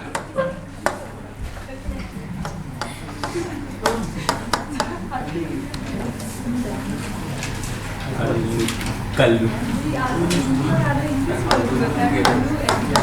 अरे वो जो है ठीक है, क्या ही दिक्कत है। अब खल्लू एग्रीकल्चर कहे चाहे कृषि कहिए, बतिया इज द सेम। खल्लू कृषि, ठीक है, एग्रीकल्चर भी बोलते हैं, क्या ही दिक्कत है। खल्लू खेती। अब जो है झारखंड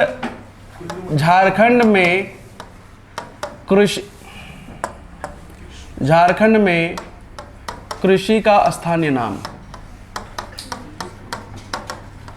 स्थानीय नाम, local name of agriculture in Jharkhand, ये ध्यान रखेंगे। स्लैश एंड बर्न एग्रीकल्चर क्या है, ये है आपका शिफ्टिंग एग्रीकल्चर या झूम खेती को कहा जाता है। झूम खेती या झूम कल्टीवेशन, ठीक है, slash and burn agriculture. Dry agriculture ये कहाँ पे आपका, तो ध्यान रख लीजिएगा, जो सूखा क्षेत्र होगा, ड्रॉट रीजन होगा, और जो आपका जो जनजातीय क्षेत्रों में बेसिकली इसको प्रैक्टिस किया जाता है। जनजातीय क्षेत्र, ट्राइबल एरियाज में, ठीक है। इसके अलावा अगर आप देखेंगे तो ये जो आपका जो सूखा प्रभावित क्षेत्र है वहां पे,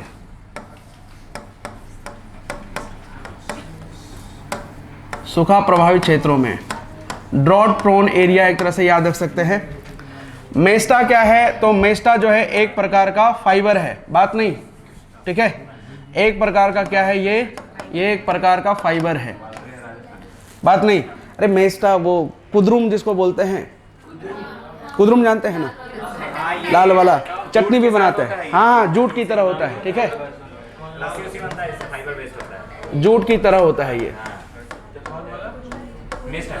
मेस्टा। राइस रिसर्च इंस्टीट्यूट की बात करेंगे तो ये कहाँ पे, हजारीबाग में, ठीक है। और मृदा रिसर्च इंस्टीट्यूट की बात करते हैं तो ये भी हजारीबाग में।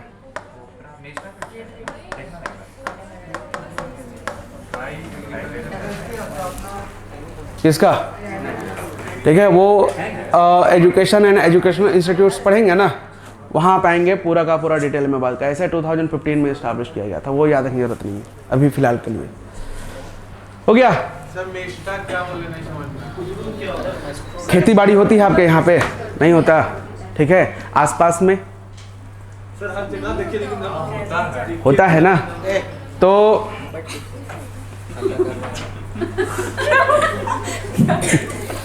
तो जो है पहले ही बोले थे इधर बैठो, ठीक है, अब दोनों साथ में बैठ जाइए, ठीक है।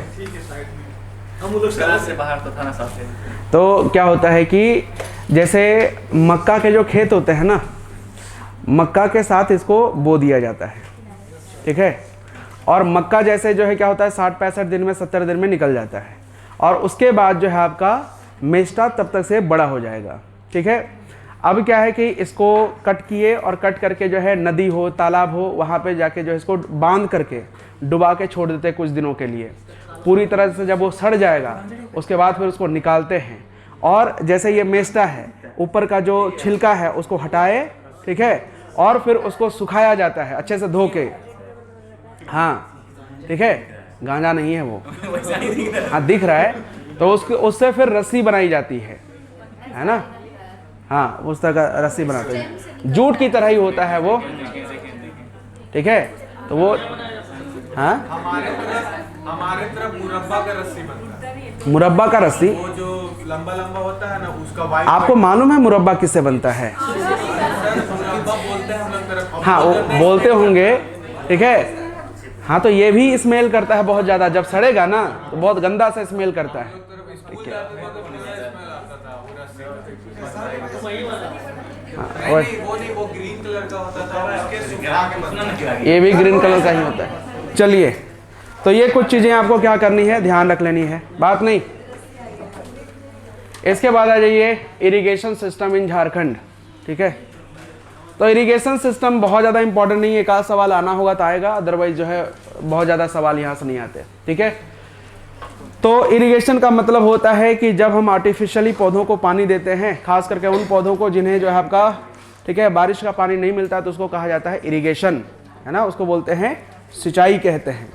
इसमें ये क्वेश्चन बनते हैं कौन जिला में वहाँ पे ज़्यादा सिंचाई होता है? हाँ, आ रहे हैं, उसमें भी आ रहे हैं। ठीक है, हाँ, वही सारा चीज़ तो एक तरह से बात करनी है। तो यहाँ पर अगर हम बात करते हैं तो only 23% of total agricultural land of Jharkhand state is irrigated, while irrigation facilities available only on 12.77 of the net sown area. ठीक है, तो कुल बुआई क्षेत्र में देखिएगा 12.73, और ऐसे जो अगर हम बात करते हैं जो टोटल एग्रीकल्चरल लैंड है उसमें 23% इरिगेशन फैसिलिटीज अवेलेबल है। तो आपको याद कौन सा रखना है, ये वाला याद रखिएगा, बाकी 23% आपको याद रखने की जरूरत नहीं है। ठीक है, इसमें से अगर हम बात करते हैं 58.3% जो है आपका सरफेस वाटर से, और 41.7% जो है आपका जो अंडरग्राउंड वाटर है उससे जो है आपका इरिगेशन किया जाता है। ठीक है, अब अगर हम बात करते हैं सबसे ज़्यादा, और जो है आपका, क्योंकि 4 टाइप के हमारे पास मीन्स ऑफ इरिगेशन देखने को मिलेगा, तो उससे पहले ये देख लीजिए कि कहाँ कहाँ पे सबसे ज़्यादा सिंचाई होती है। ये जो आपका 7 to 10 JPSC में एक सवाल पूछा था यहाँ से। सबसे पहला आपका district with very high irrigation requirement, तो उसमें आपका कौन सा, गोड्डा, है ना, कौन सा है, एक ही सब मतलब जिले का याद रखना है, बाकी धीरे धीरे जो है पढ़ते पढ़ते वो आपको बाकी सारे जिले भी याद आ जाएंगे। तो सबसे ज़्यादा जो है आपका इरिगेशन रिक्वायरमेंट जो है आपका वो जिला कौन सा है, वो है आपका गोड्डा। ठीक है, कौन सा है, गोड्डा। तो भाई गड्ढा वड्ढा है तो जो है वहाँ पे ज़्यादा इरिगेशन रिक्वायरमेंट है ही। सेकेंड नंबर पे अगर हम बात करते हैं डिस्ट्रिक्ट विद हाई इरिगेशन, ये क्या आपका वेरी हाई है, और ये क्या आपका हाई है। ठीक है, हाई की बात करेंगे तो कौन सा आपका, देवघर। ठीक है, कौन सा, देवघर। ठीक है देवी देवताओं का घर है, लेकिन फिर भी जो है वहाँ पे, ठीक है, उतना ज़्यादा बारिश नहीं होती, इसलिए जो है, ठीक है, आपका हाई इरिगेशन रिक्वायरमेंट है। District with medium irrigation requirement की बात करते हैं। ठीक है, मीडियम तो कौन सा आपका, गढ़वा, है ना, कौन सा, गढ़वा, ये ध्यान रख लेनी है। और डिस्ट्रिक्ट विद लो इरिगेशन, तो ये कौन सा आपका, चतरा। ठीक है, ये थोड़ा बहुत आप याद रख सकते हैं। लो मतलब अच्छा वहाँ पे होगा इरिगेशन। जैसे हाँ, अगर सबसे कम अगर यहाँ पे जरूरत है, इसका मतलब क्या है आपका, यहाँ पे, ठीक है, ठीक ठाक, एक तो बारिश की बात नहीं है, एक तरह से इरिगेशन फैसिलिटीज वगैरह अवेलेबल होंगे ठीक ठाक, है ना, और साथ ही साथ जो है यहाँ पे कई सारी छोटी बड़ी नदियाँ हैं, है ना, जैसे अमानत नदी की बात करते हैं, है ना, आपका जो है क्या एक नाला बोलते हैं, ऐसे कई सारी नदियां हैं, तो उसके कारण से आपका, हाँ नहीं, हरमू नाला। तो ये ध्यान रखेंगे, एक ही बार अभी तक से आया हुआ है और 7 to 10 JPSC में पूछा गया था, तो इसलिए याद रखेंगे। किस टाइप का क्वेश्चन पूछते हैं, पूछ दिया गया कि जो है आपका, ठीक है, वेरी हाई रिक्वायरमेंट जो है आपका किस डिस्ट्रिक्ट को, इरिगेशन जो है आपका वेरी हाई रिक्वायरमेंट किस डिस्ट्रिक्ट को है, तो आप वैसे में ध्यान रख लीजिए। तो वेरी हाई जब पूछा जाएगा तो गोड्डा, और हाई पूछा जाएगा तो देवघर। ठीक है, मीडियम की जब हम बात करेंगे तो कौन सा आपका, गढ़वा, और सबसे कम की बात करेंगे तो वह है चतरा। बस इतना ही ध्यान रखना है ना, 2-4 बार जो है केवल क्या करना है, पढ़ लेना है ना। इसके बाद आता है आपका मीन्स ऑफ इरिगेशन। तो 2 मेजर एक तरह से ये है, वो है आपका एक कौन सा, ट्रेडिशनल मीन्स ऑफ इरिगेशन, जिसमें जो आपका कुआं और तालाब आता है। ठीक है, वेल एंड पॉन्ड, पॉन्ड को आपका टैंक भी बोला जाता है, टैंक ही यूज होता है जनरली। और मॉडर्न मीन्स ऑफ इरिगेशन में देखिए कैनाल एंड जो आपका ट्यूबवेल्स आते हैं, ये ध्यान रख सकते हैं।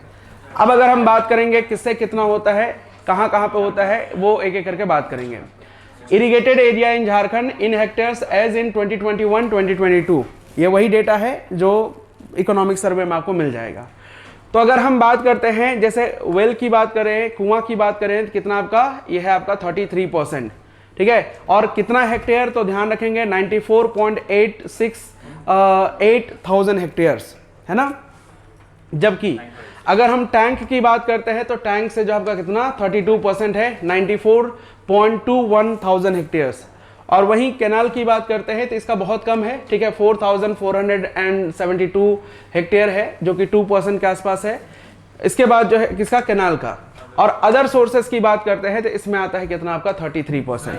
हाँ, एक बात पूछना था कि आप बोले इकोनॉमिक सर्वे का रिपोर्ट है, नहीं तो तो इकोनॉमिक सर्वे तो हर साल आता है, तो 2021 फिर वही सवाल। तो मेरे भाई ठीक है, इकोनॉमिक सर्वे में जो एक तरह से ये दिया गया है ना, वो किस जो बेस ईयर है कौन सा आपका 2021 2022 के आधार पर दिया है। हाँ ठीक है।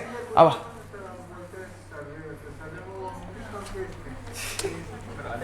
जैसे इकोनॉमिक सर्वे जो है आपका, ठीक है, ये आपका 2024 2025, बट ये रिपोर्ट जो है आपका किस ईयर का, इसमें भी अगर आप देखेंगे तो ये रिपोर्ट किसका है आपका, ये 2021 2022 तक का डेटा सरकार के पास भी होगा और उसके आधार पर इन्होंने जो इकोनॉमिक सर्वे में इसको इंक्लूड किया है। ठीक है,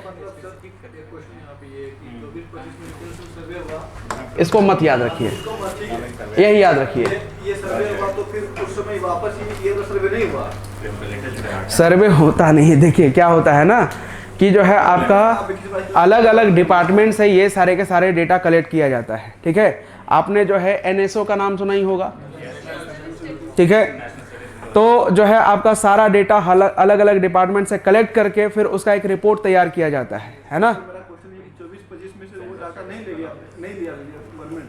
हाँ नहीं लिया होगा। अच्छा, ठीक है, हाँ चलिए अब आइए यहाँ पे आगे आते हैं। यहाँ पे अगर कुआं की बात करते हैं तो 33% ऑफ टोटल इरिगेटेड एरिया जो है आपका वो किससे, कुआं से होता है। ठीक है, अब अगर हम बात करते हैं साहेबगंज जामताड़ा जो कि सबसे ज्यादा एक तरह से कुआं से सिंचित है, कितना आपका अराउंड 44%, लेकिन एरिया वाइज देखेंगे तो कौन सा आपका पलामू इसमें सबसे ज्यादा जो है कुआं से सिंचाई होता है एरिया वाइज।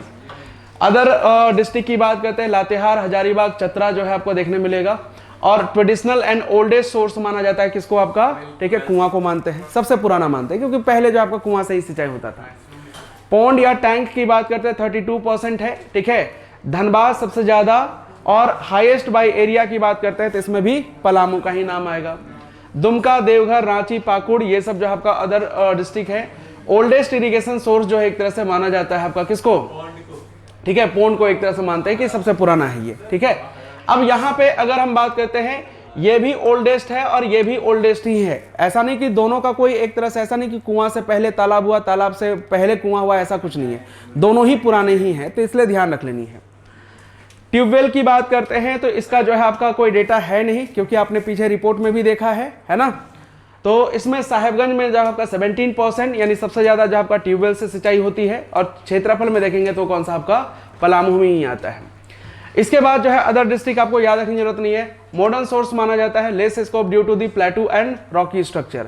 तो क्योंकि हमारा ये पूरा का पूरा क्षेत्र क्या आपका पठारी क्षेत्र है। अब ट्यूबवेल बहुत ज्यादा जो है, क्योंकि अगर जैसा आपने देखा होगा जब बोरिंग होता है ना, अगर नीचे चट्टान वगैरह मिल गया तो फिर जो है आपका बोरिंग रोकना पड़ जाता है ना। तो इसीलिए जो है पठारी क्षेत्र है और जो है आपका पत्थर वगैरह बहुत हार्ड रॉक्स मिलते हैं क्योंकि आर्कियन रॉक्स का सबसे ज़्यादा विस्तार है यहाँ पे, और इस कारण से इसका जो है पोटेंशियल सबसे कम आपको देखने को मिलेगा।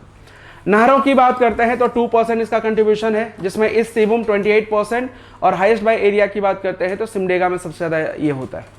ठीक है, इसके अलावा सिमडेगा, जामताड़ा, खूंटी, हजारीबाग ध्यान रख सकते हैं। मॉडर्न इरिगेशन सोर्सेज को माना जाता है। अदर सोर्सेज की बात करते हैं 33% है, कोई जिले का नाम याद रखने की जरूरत नहीं है। इसमें जो आपका जैसे लिफ्ट इरिगेशन वगैरह जो आपका आ जाता है, लिफ्ट इरिगेशन हो गया या फिर जो आपका डोभा वगैरह हो गया, नाला वगैरह से सिंचाई वगैरह करते हैं, वो सारी चीज़ें इसमें आ जाती हैं। ठीक है, अब जब लिफ्ट है तो हम बात कर लेते हैं थोड़ा मेगा लिफ्ट इरिगेशन इन झारखंड।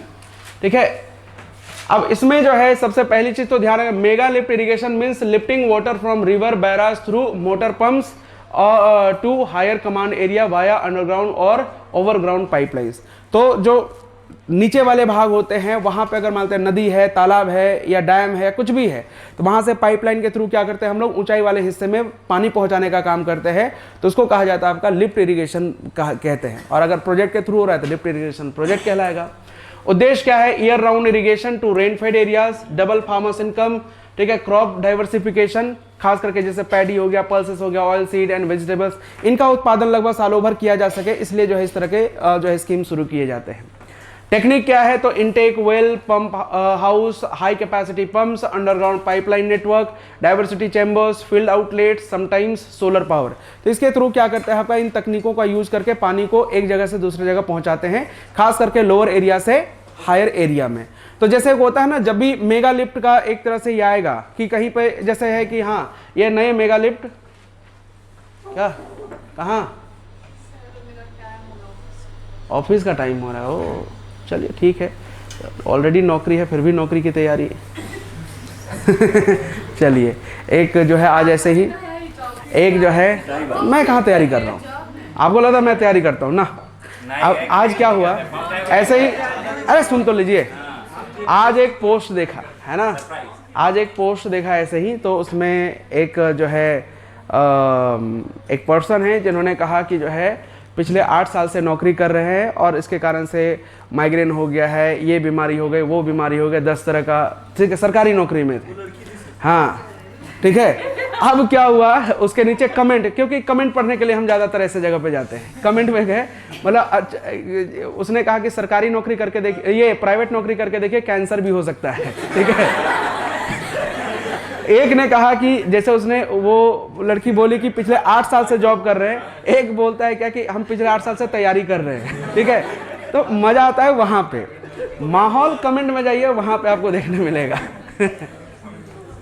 तो अचानक से जो है, ठीक है, वो दिख गया हमें, तो हाँ कल हम लोग हाथी का बात कर रहे थे ना, हाथी मर गया सर, कहाँ महुआ मिलान में सर, ये टोरी के थोड़ा सा आगे, उसकी वजह से ट्रेन भी कुछ क्या? 4-5 घंटे कोई बात नहीं, हम क्या ही कर सकते हैं। देखिए देखिए जो जन्म लिया है उसका मृत्यु निश्चित है, ठीक है, हाँ तो अब क्या कर सकते हैं। अब इसमें जो है बात नहीं, 3 प्रोजेक्ट आपको ध्यान रख लेने हैं, और वो है कौन सा आपका Masalia Raneshwar mega lift project, जो कि कहाँ पे आपका दुमका में है। सोन कन्हर पाइपलाइन या लिफ्ट स्कीम, जो कि आपका कहाँ पे, ये सोन कन्हर जो है आपका जो गढ़वा पलामू वाला क्षेत्र हो जाएगा, और पीर टाड़ मेगा लिफ्ट स्कीम जो कि आपका कहाँ पे, गिरिडीह में है। बस ये नाम याद रखना है, बाकी कुछ भी याद रखने की जरूरत नहीं है। कैम्बो लिफ्ट इरिगेशन प्रोजेक्ट का बहुत कोई कहीं आता है जिक्र 2000, कौन सा कैम्बो लिफ्ट इरिगेशन प्रोजेक्ट का? कैम्बो, हाँ कुछ ऐसा पता नहीं, कैम्बो तो हमने नहीं सुना। सर एक प्रोजेक्ट है जो खेत में लगा हुआ रहता है, वो सोलर पैनल वाला, वो कौन सा? तो वो तो जो है आपका, वो जो है क्या होता है कि उसमें सोलर पैनल दिया जाता है, और उसमें क्या होता है कि आपका मशीन भी दिया जाता है, ठीक है। तो उससे जो है आपका, और वो सबसे खास बात क्या होता है, सबसे खास बात नहीं है, उसको बेकार चीज़ ही कह लीजिए, वो मशीन सोलर लाइट से ही चलेगा और किसी से नहीं चलता वो।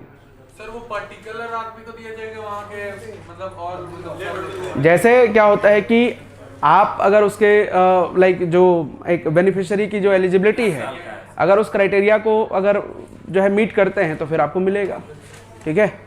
वो combo mega lift irrigation project sir इस साल अप्रूव हुआ है कैबिनेट में। अच्छा, पता नहीं तब जो है, ये गढ़वा पलामू, ठीक है, वो हाँ गढ़वा पलामू एरिया, ठीक है। अब आ जाइए इरिगेशन प्रोजेक्ट, बात नहीं, मेजर इरिगेशन बात मत कीजिए।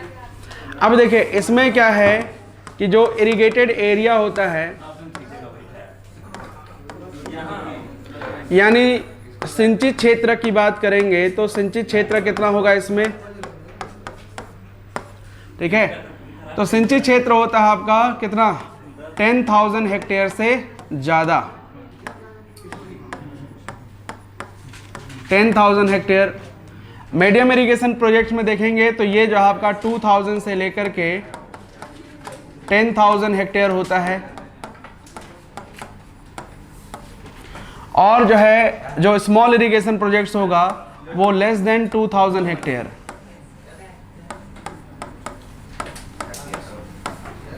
ठीक है।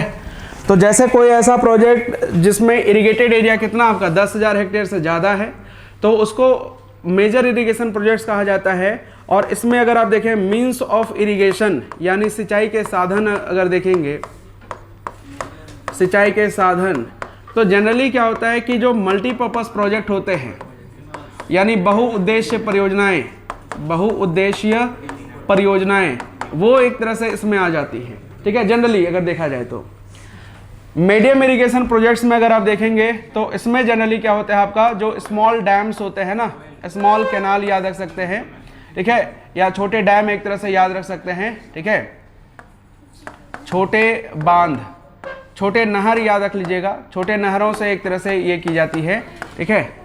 और इसमें देखेंगे तो इसमें क्या होता है, जैसे कुआं हो सकता है, टैंक हो सकता है, ठीक है। इसके अलावा अगर हम बात करेंगे तो जो ड्रिप इरिगेशन हो गया, ठीक है, ड्रिप इरिगेशन, ये सारी चीज़ें जो आ जाती हैं किसमें, ये सारी चीज़ें आ जाती है आपका लघु वाले में। मतलब छोटे गांव घर में जैसे देखते होंगे आप जो है, इवन जो है आपका क्या बोलते हैं उसको, जो ड्रिप इरिगेशन सॉरी क्या बोलते हैं, मेगालिफ्ट जो प्रोजेक्ट वगैरह होते हैं वो भी आते हैं आपका इसी में आ जाते हैं जनरली, क्योंकि हाँ सारा चीज़ ट्यूबवेल वगैरह ये सारा चीज़ आपका आ जाता है इसी में, ठीक है। ये थोड़ा बहुत ध्यान रख सकते हैं। वैसे अब ये डिवीजन किसने किया है, इसका भी क्लासिफिकेशन जो है आपका वो प्लानिंग कमीशन नहीं किया है। प्लानिंग कमीशन यानी जो है योजना आयोग,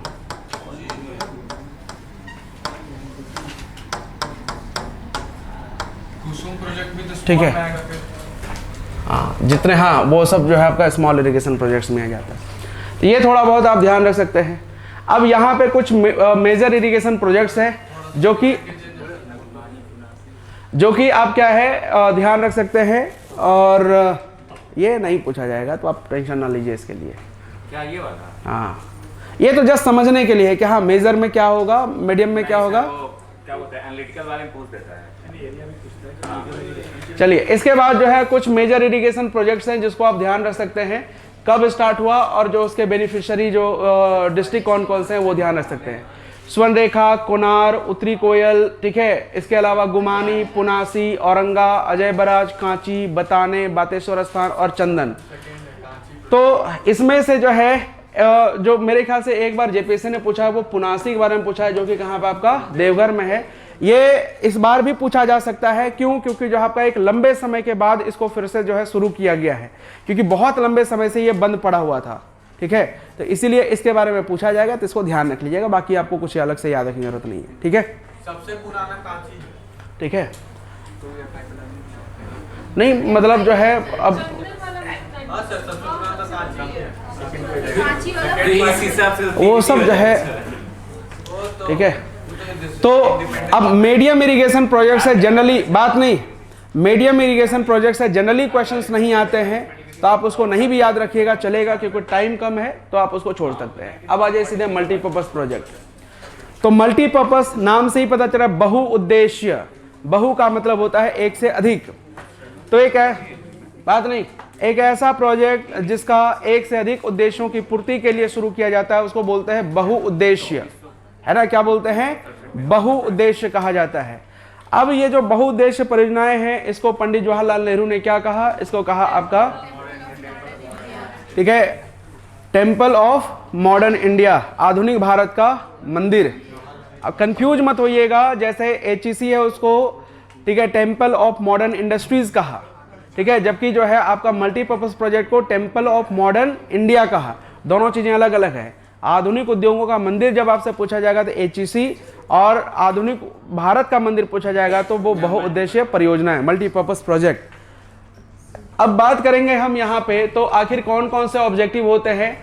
तो जनरेशन ऑफ पावर यानी विद्युत उत्पादन करना, flood control, soil conservation, irrigation, afforestation, water navigation, fisheries and tourist centre के रूप में यूज करते हैं।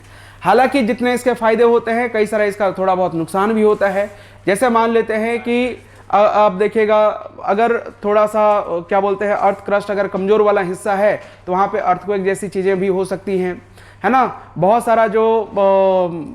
सारे ऐसे एरिया होते हैं जहाँ पे जो वाटर बोर्न डिजीज जो होते हैं ना, जो पानी के कारण से होता है, ठीक है, वो सारी बीमारियाँ भी वहाँ पे हो सकती हैं। इसके अलावा आप देखेंगे जो सबसे बड़ा प्रॉब्लम आप झारखंड जैसे स्टेट में देखिएगा तो वह है कि आपका, ठीक है, डिस्प्लेसमेंट, है ना, विस्थापन। जैसे कई सारे ऐसे जो प्रोजेक्ट बने उसके कारण से लाखों लोग विस्थापित हुए, और आप देखिएगा यही विस्थापन की समस्या कारण से आप देखिएगा कि जो है जो कोयल कारो प्रोजेक्ट है वो बंद पड़ा 2003 से, है ना, क्योंकि वहाँ के लोग जो है water management and water distribution को लेकर कहीं जो है झगड़ पड़े, तो सरकार ने कहा कि चलो इसको बंद ही करते हैं। जो वाटर का वो मतलब कमी हो रहा है वो एक लेवल तक कम हो सकता है। क्या चीज? मान लीजिए कोयल कारो प्रोजेक्ट अगर सक्सेसफुल हो गया, मतलब फिर से स्टार्ट होकर सक्सेसफुल हो गया, तो जो पलामू में जो पानी की कमी, कोयल कारो पलामू नहीं, कोयल कारो जो है आपका ये गुमला हो गया, वेस्ट सिंहभूम हो गया, ठीक है, इनको जो है आपका बेनिफिट मिलेगा। वो आपका लाइक जो नॉर्थ कोयल, हाँ नॉर्थ कोयल में जो है उत्तरी कोयल परियोजना है वो, और जिसको मंडल डैम प्रोजेक्ट जिसको अब जो है एक तरह से कहा जाता है, वो अलग हो गया, ठीक है। तो वो तो फिर से शुरू हुआ ही, क्योंकि जो है 1992 से वो बंद पड़ा हुआ था। 2019 में मोदी जी आए और खुद जो है आपका इनॉग्रेट किए 5 जनवरी 2019 को। खैर वो अलग चीज है। अब आते हैं यहाँ पे, ठीक है, जो मल्टीपर्पज प्रोजेक्ट है वो कौन कौन सी चीजें हमें पढ़नी है। तो सबसे पहला ये है कौन सा आपका, दामोदर नदी घाटी परियोजना। दामोदर नदी घाटी परियोजना,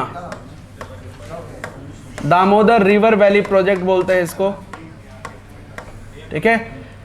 ये इंडिपेंडेंट इंडिया का यानी स्वतंत्र भारत का पहला बहुउद्देश्य परियोजना है, इसलिए इंपॉर्टेंट है ये। दूसरा जो हम लोग पढ़ेंगे वो है आपका स्वर्णरेखा परियोजना, स्वर्णरेखा नदी घाटी परियोजना, नदी घाटी परियोजना, स्वर्णरेखा रिवर वैली प्रोजेक्ट। तीसरा हम बात करेंगे मयूराक्षी परियोजना, मयूराक्षी परियोजना। चौथे नंबर पे ये है आपका कोयल कारो परियोजना, कोयल कारो परियोजना, कोयल कारो प्रोजेक्ट। और ये चौथे नंबर पे, 5वें नंबर पे आएगा ना, 5वें नंबर पे ये आ जाएगा आपका उत्तरी कोयल परियोजना, उत्तरी कोयल परियोजना। तो ऑलमोस्ट जो है आपका पूरा झारखंड इससे कवर हो जाता है इन 5 प्रोजेक्ट से। तो सबसे पहली चीज़ अगर पूछा जाए कितने मल्टीपर्पज़ प्रोजेक्ट है झारखंड में, तो ऑपरेशनल में अगर आप देखेंगे तो 4, क्योंकि ये जो है बंद हो चुका है, ठीक है, तो इसको याद रखने की जरूरत नहीं है। बाकी ये जो है आप क्या कर सकते हैं, ध्यान रख सकते हैं, ठीक है। एक एक करके बात करते हैं। सबसे पहले आते हैं कौन सा आपका, दामोदर वाले में। और इस पूरे जो मल्टीपर्पज़ प्रोजेक्ट में देखेंगे तो 2 ही प्रोजेक्ट सबसे ज़्यादा इंपॉर्टेंट है, वो है आपका दामोदर और एक आपका स्वर्णरेखा। अब तीसरा जो है मयूराक्षी याद रखेंगे, इसके अलावा कुछ भी ना तो आपको उत्तरी कोयल याद रखना है और नहीं जो आपका कोयल कारो याद रखना है।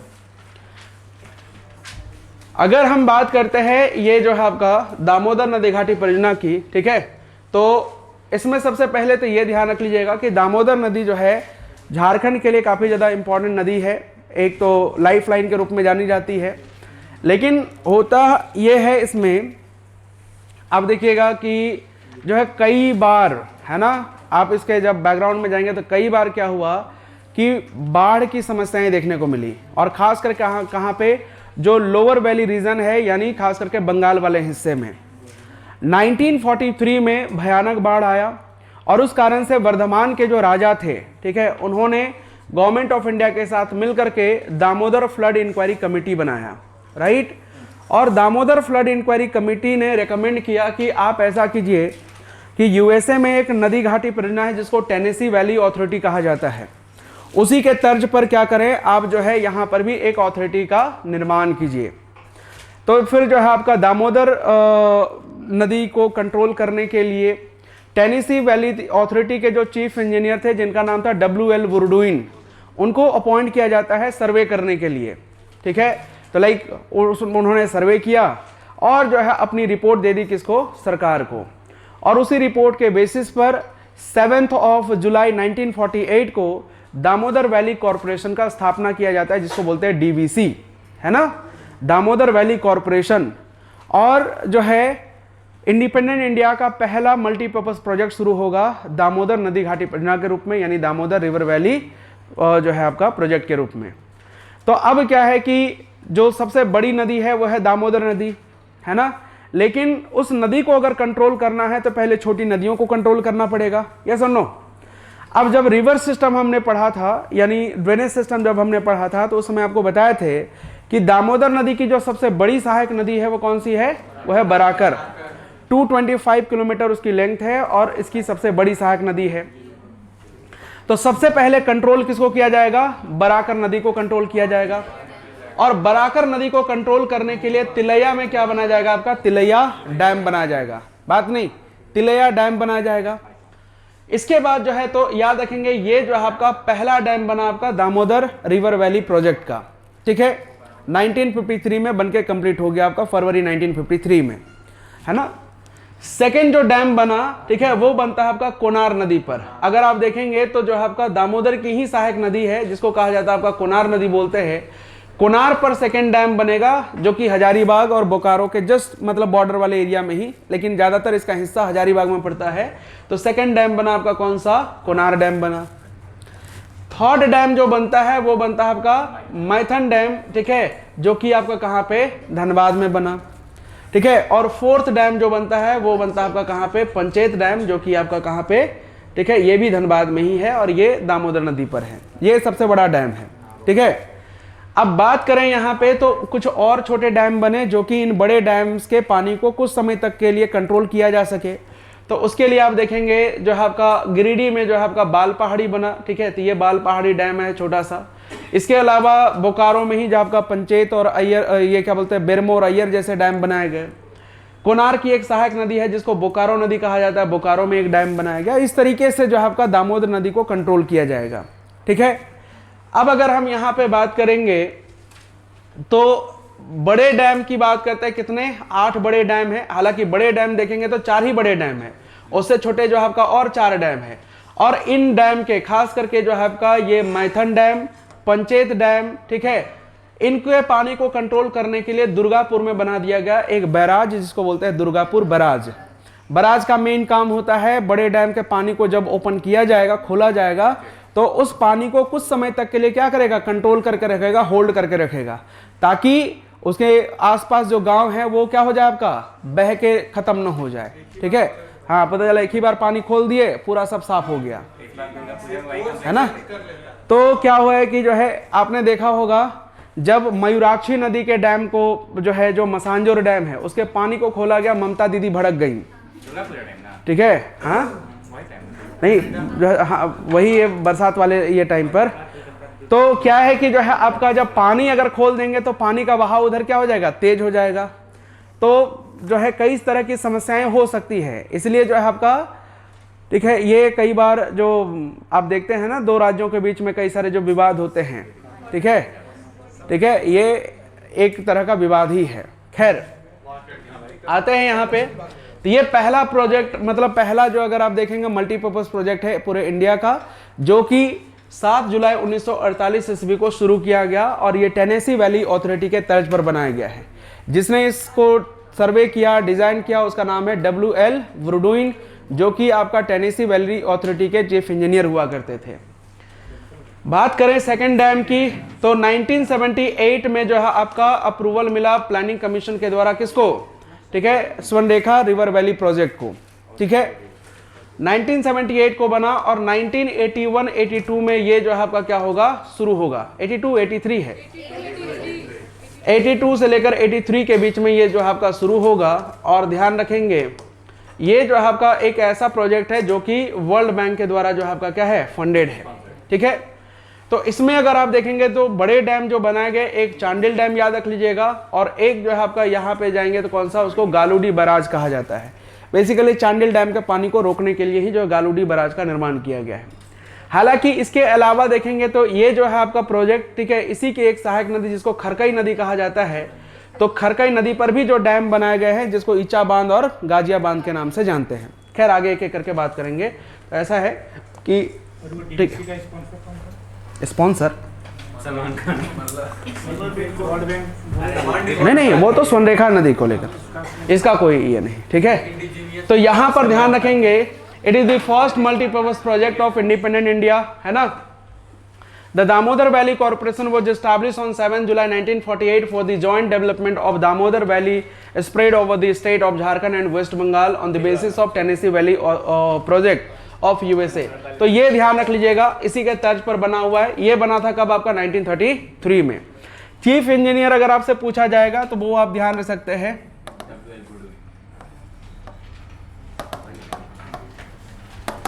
WL वुरडोइन, ठीक है। हाँ भाई अमेरिका के ही होंगे, ठीक है। कोई झारखंड का आदमी बनाता तो अभी तो ऐसा सब बह के पार हो गया होता है ना कई बार होता है ऐसा, बिहार का ठीक है। तो बंद भी नहीं करता। आपको अगर बोला जाएगा ना, देखिए आपको बोला जाएगा कि आपको घर बनाना है, ठीक है, और जो है 2 इंजीनियर आपको ऑफर किए जाएंगे, एक जो है अमेरिकन और एक जो है आपका इंडियन। आप चूज कीजिएगा अमेरिकन को, लेकिन उस पर ज़्यादा विश्वास है, ठीक है। भारतीयों पे जो है कभी कभी इन सब मामलों में विश्वास नहीं कर सकते, वैसे भी गोतिया भाई पे ठीक कम है। विश्वास करता हाँ, है। तो इसीलिए जो है खैर जो भी है, तो उस समय जो है आपका लाइक, क्योंकि इसको क्यों ये किया गया, क्योंकि देखिए पहले तो वो पूरा का पूरा जो है लाइक इंडिपेंडेंट हम लोग थे नहीं, ब्रिटिश से एक तरह से सरकारें चल रही थी, तो ब्रिटिश सरकार ने जिसको ये किया तो लेकिन एक चीज देखा जाता है, ब्रिटिश गवर्नमेंट का जो भी आर्किटेक्चर या कुछ भी है हाँ। वो थोड़ा मजबूत है। ऑब्जेक्टिव क्या है, तो विद्युत उत्पादन, पारेषण, वितरण, उत्पादन, मृदा संरक्षण और बाढ़ नियंत्रण इसका मेन ऑब्जेक्टिव है। तो इसमें जो है आपका 8 बड़े बांध, 1 अवरोधक बांध, 6 जल विद्युत गृह और जो आपका 3 जो आपका थर्मल पावर हाउस इसमें बने हुए हैं, ठीक है। बात नहीं, अब आते हैं मेजर डैम्स की। तो मेजर डैम आप लाइक एक तरह से जब इसका ये कीजिएगा तो आप खुद से मैपिंग कर लीजिएगा, ऑलरेडी हमने पीछे करवाया हुआ, तो इसलिए हम यहाँ पे और टाइम नहीं देते। सीधे आ जाइए यहाँ पे जो बड़े डैम हैं। सबसे पहला आपका तिलैया डैम जो कि बराकर नदी पर बना हुआ है, कहाँ पे है, कोडरमा में है, ध्यान रख लीजिएगा, ठीक है। 21 फरवरी 1953 को ये बनके कंप्लीट हुआ। 1950 में स्टार्ट हुआ था, ठीक है, 53 में बनके कंप्लीट हो गया। जाग जाइए, कंप्लीट हो चुका है, उनको जगाइए आपके बगल में, हाँ जगाइए जगाइए, डेट बढ़ गया है। ठीक है, नहा हुआ नहीं। बन चुका है, कंप्लीट हो गया। आइए आप ही से इनॉग्रेशन करवाते हैं ठीक है।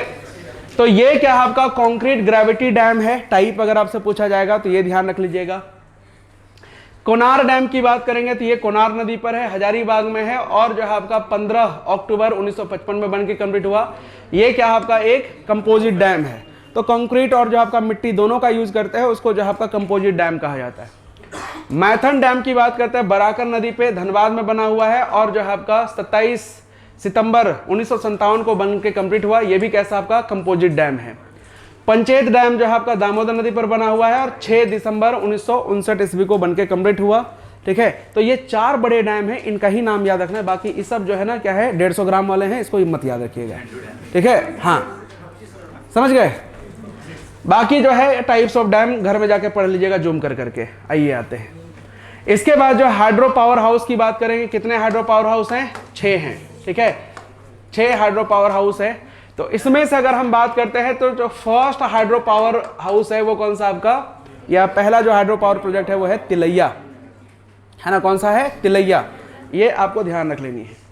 अब आते हैं यहाँ पे एक एक करके सारी चीजों में। तिलैया 1953 में जो एक तरह से ये हुआ, शुरू हुआ। क्षमता कितना आपका 4 मेगावाट। किताब में जाएंगे तो आपको जो है अलग ही लेवल का डेटा मिलेगा, किताब में मत जाइएगा, ये सारे के सारे जो है आपको मन करेगा, ठीक है, क्योंकि ये जो हाइड्रो पावर प्रोजेक्ट है या थर्मल पावर प्रोजेक्ट है, बात नहीं, ये भारत सरकार की ऊर्जा मंत्रालय यानी मिनिस्ट्री ऑफ एनर्जी के अंतर्गत आता है, और डीवीसी की जो ऑफिशियल वेबसाइट है वहां पे जाकर अगर चेक करेंगे तो किसका कितना जो आपका कैपेसिटी है वो आपको ऑफिशियली मिल जाएगा, ठीक है। तो इसलिए किताब के साथ ये मैच नहीं करेगा, तो कंफ्यूज मत होइएगा कि गलत हमने दे दिया है, सो ठीक है। तो ये 4 मेगावाट इसका ये है, 2 मेगावाट के 2 यूनिट हैं, 2-2 मेगावाट के। अब यहाँ पे इतना ध्यान रखा, this is the first hydro electric project of Jharkhand. Jharkhand का पहला हाइड्रो इलेक्ट्रिक प्रोजेक्ट है जो कि 1953 में शुरू हुआ। सेकेंड आपका मैथन जो है जल विद्युत गृह यानी मैथन हाइड्रो पावर हाउस, ये जो है 1957 में 63.2 मेगावाट जो है आपका इसका कैपेसिटी है। और ध्यान रखेंगे जॉइंट वेंचर है किसका, आपका Tata power and Damodar valley corporation का। This project is India's first 525 megawatt unit thermal power plant using sub critical technology. तो इंडिया का पहला है, ठीक है, 2 यूनिट है 525 के, यानी जो आपका 1050 मेगावाट जो आपका टोटल इसका क्या होगा, आपका कैपेसिटी होगा, है ना, ठीक है। नहीं ये जो है आपका अभी जो है अगर आप देखेंगे ये इतना है, ठीक है, इतनी कैपेसिटी है उसकी, ठीक है, टोटल कैपेसिटी, टोटल उतना अभी कर इतना। हाँ। Supplies power to 4 states namely New Delhi, Jharkhand, West Bengal and जो है आपका केरला। तो ये 4 एक तरह से राज्य एवं केंद्र शासित प्रदेशों को सप्लाई करता है, ये ध्यान रख सकते हैं। बाल पहाड़ी की बात करते हैं 20 मेगावाट है। पंचेत जो है आपका कितना 80 मेगावाट है, बेरमो का आपका 45 और जो आपका कोनार जल विद्युत का 40 मेगावाट है। तो कोनार में जाएंगे तो यहाँ पे अंडरग्राउंड आपको हाइड्रो इलेक्ट्रिक पावर हाउस देखने मिलेगा, ठीक है, याद रखेंगे। तो यहाँ एक underground hydro electric power station बनाया गया है, अंडरग्राउंड, ठीक है। उसके लिए जो है देखिए आपको बताते हैं, ठीक है। स्ट्रॉ से चूस के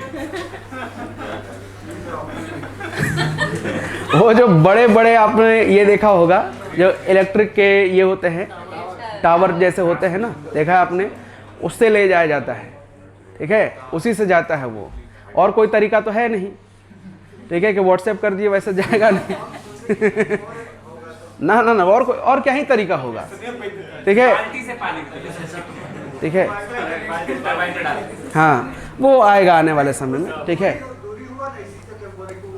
कोई बात नहीं। इसके बाद जो है थर्मल पावर हाउस में आ जाइए, ठीक है। तो ये 3 है, 2 जो है आपका कहाँ पे बोकारो में मिलेगा और 1 जो है आपका पश्चिम बंगाल में दुर्गापुर। तो पहला आपका बोकारो, याद रख लीजिएगा, झारखंड का पहला थर्मल पावर प्लांट है, first coal based thermal power station है ये, और ध्यान रखें this supplies electricity to the national grid.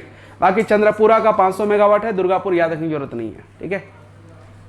यही चीज जाइएगा ये में क्या बोलते हैं किताब में जाइएगा तो हमको लगता है 830 मेगावाट जो आपका बोकारो का और 700 कुछ 20 के आसपास जो आपका चंद्रपुरा का लिखा हुआ मिलेगा, वही आसपास में होगा, बट वो याद रखने की जरूरत नहीं है। अब कुछ इंपॉर्टेंट माइलस्टोन्स है जो कि आप ध्यान रख सकते हैं, किसको लेकर के, डीवीसी को लेकर के। तो याद रखेंगे डीवीसी को जो है आपका एस्टैब्लिश किया गया कब, आपका 1948 में। तो formation of DVC modelled on TVA यानी Tennessee valley authority of the USA, कब, 1948 में। इसके बाद जो है सॉइल कंजर्वेशन डिपार्टमेंट जो है आपका कहाँ पे, हजारीबाग में एस्टैब्लिश किया गया, कब, 1949 में।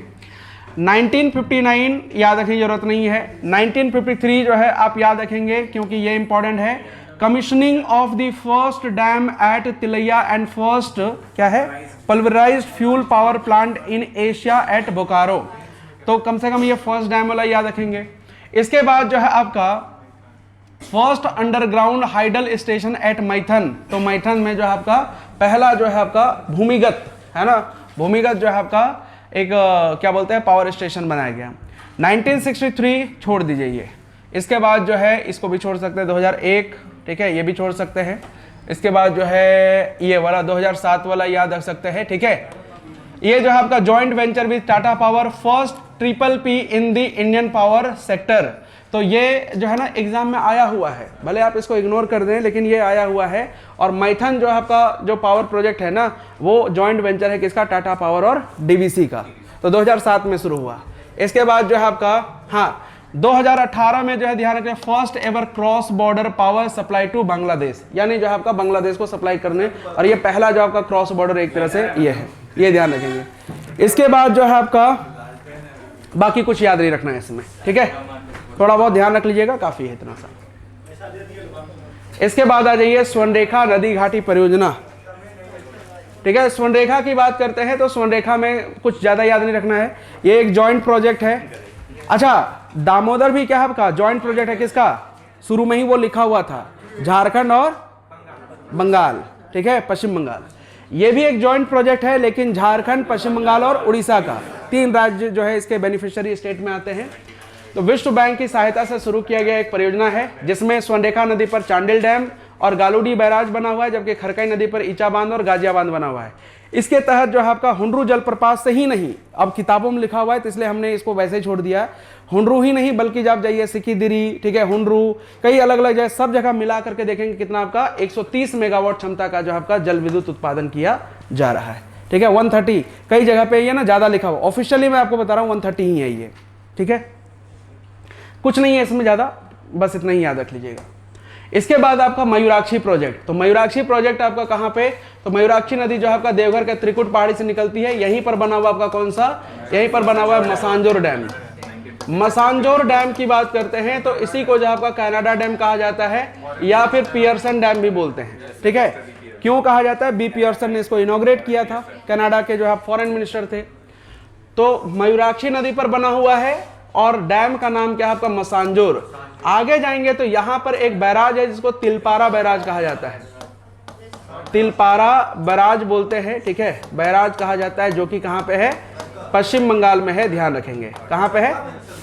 हाँ, फरक्का में नहीं है, ये पश्चिम बंगाल का जो है, जो बर्धमान वाला एरिया है वहां पे पड़ता है, ठीक है।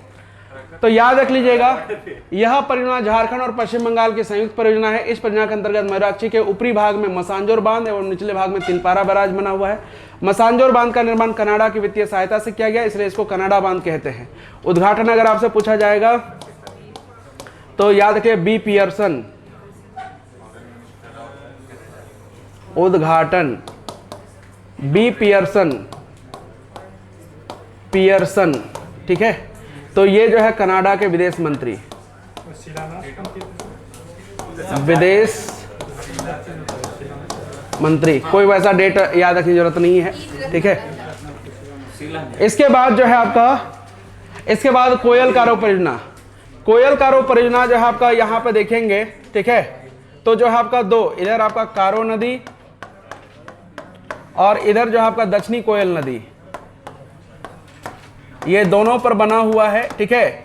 तो इसमें क्या था कि जो है आपका दो डैम बनाए जाने थे, एक जो है आपका ये बसिया में, जो कि आपका गुमला में पड़ता है, और दूसरा जो आपका लोहाजीमी में, ये दो जगह बनाए जाने थे। लेकिन जो है आपका काफी ज्यादा विवाद हुआ, 2003 से क्या है आपका यह परियोजना बंद पड़े हुए है, तो इसलिए आपको ज्यादा कुछ इसमें रट्टा मारने की जरूरत नहीं है, ठीक है। आ जाइए अगला, वो है आपका उत्तरी कोयल परियोजना। उत्तरी कोयल परियोजना की बात करते हैं तो ये उत्तरी कोयल नदी पर ही एक तरह से बना हुआ है, ठीक है, उत्तरी कोयल नदी पर।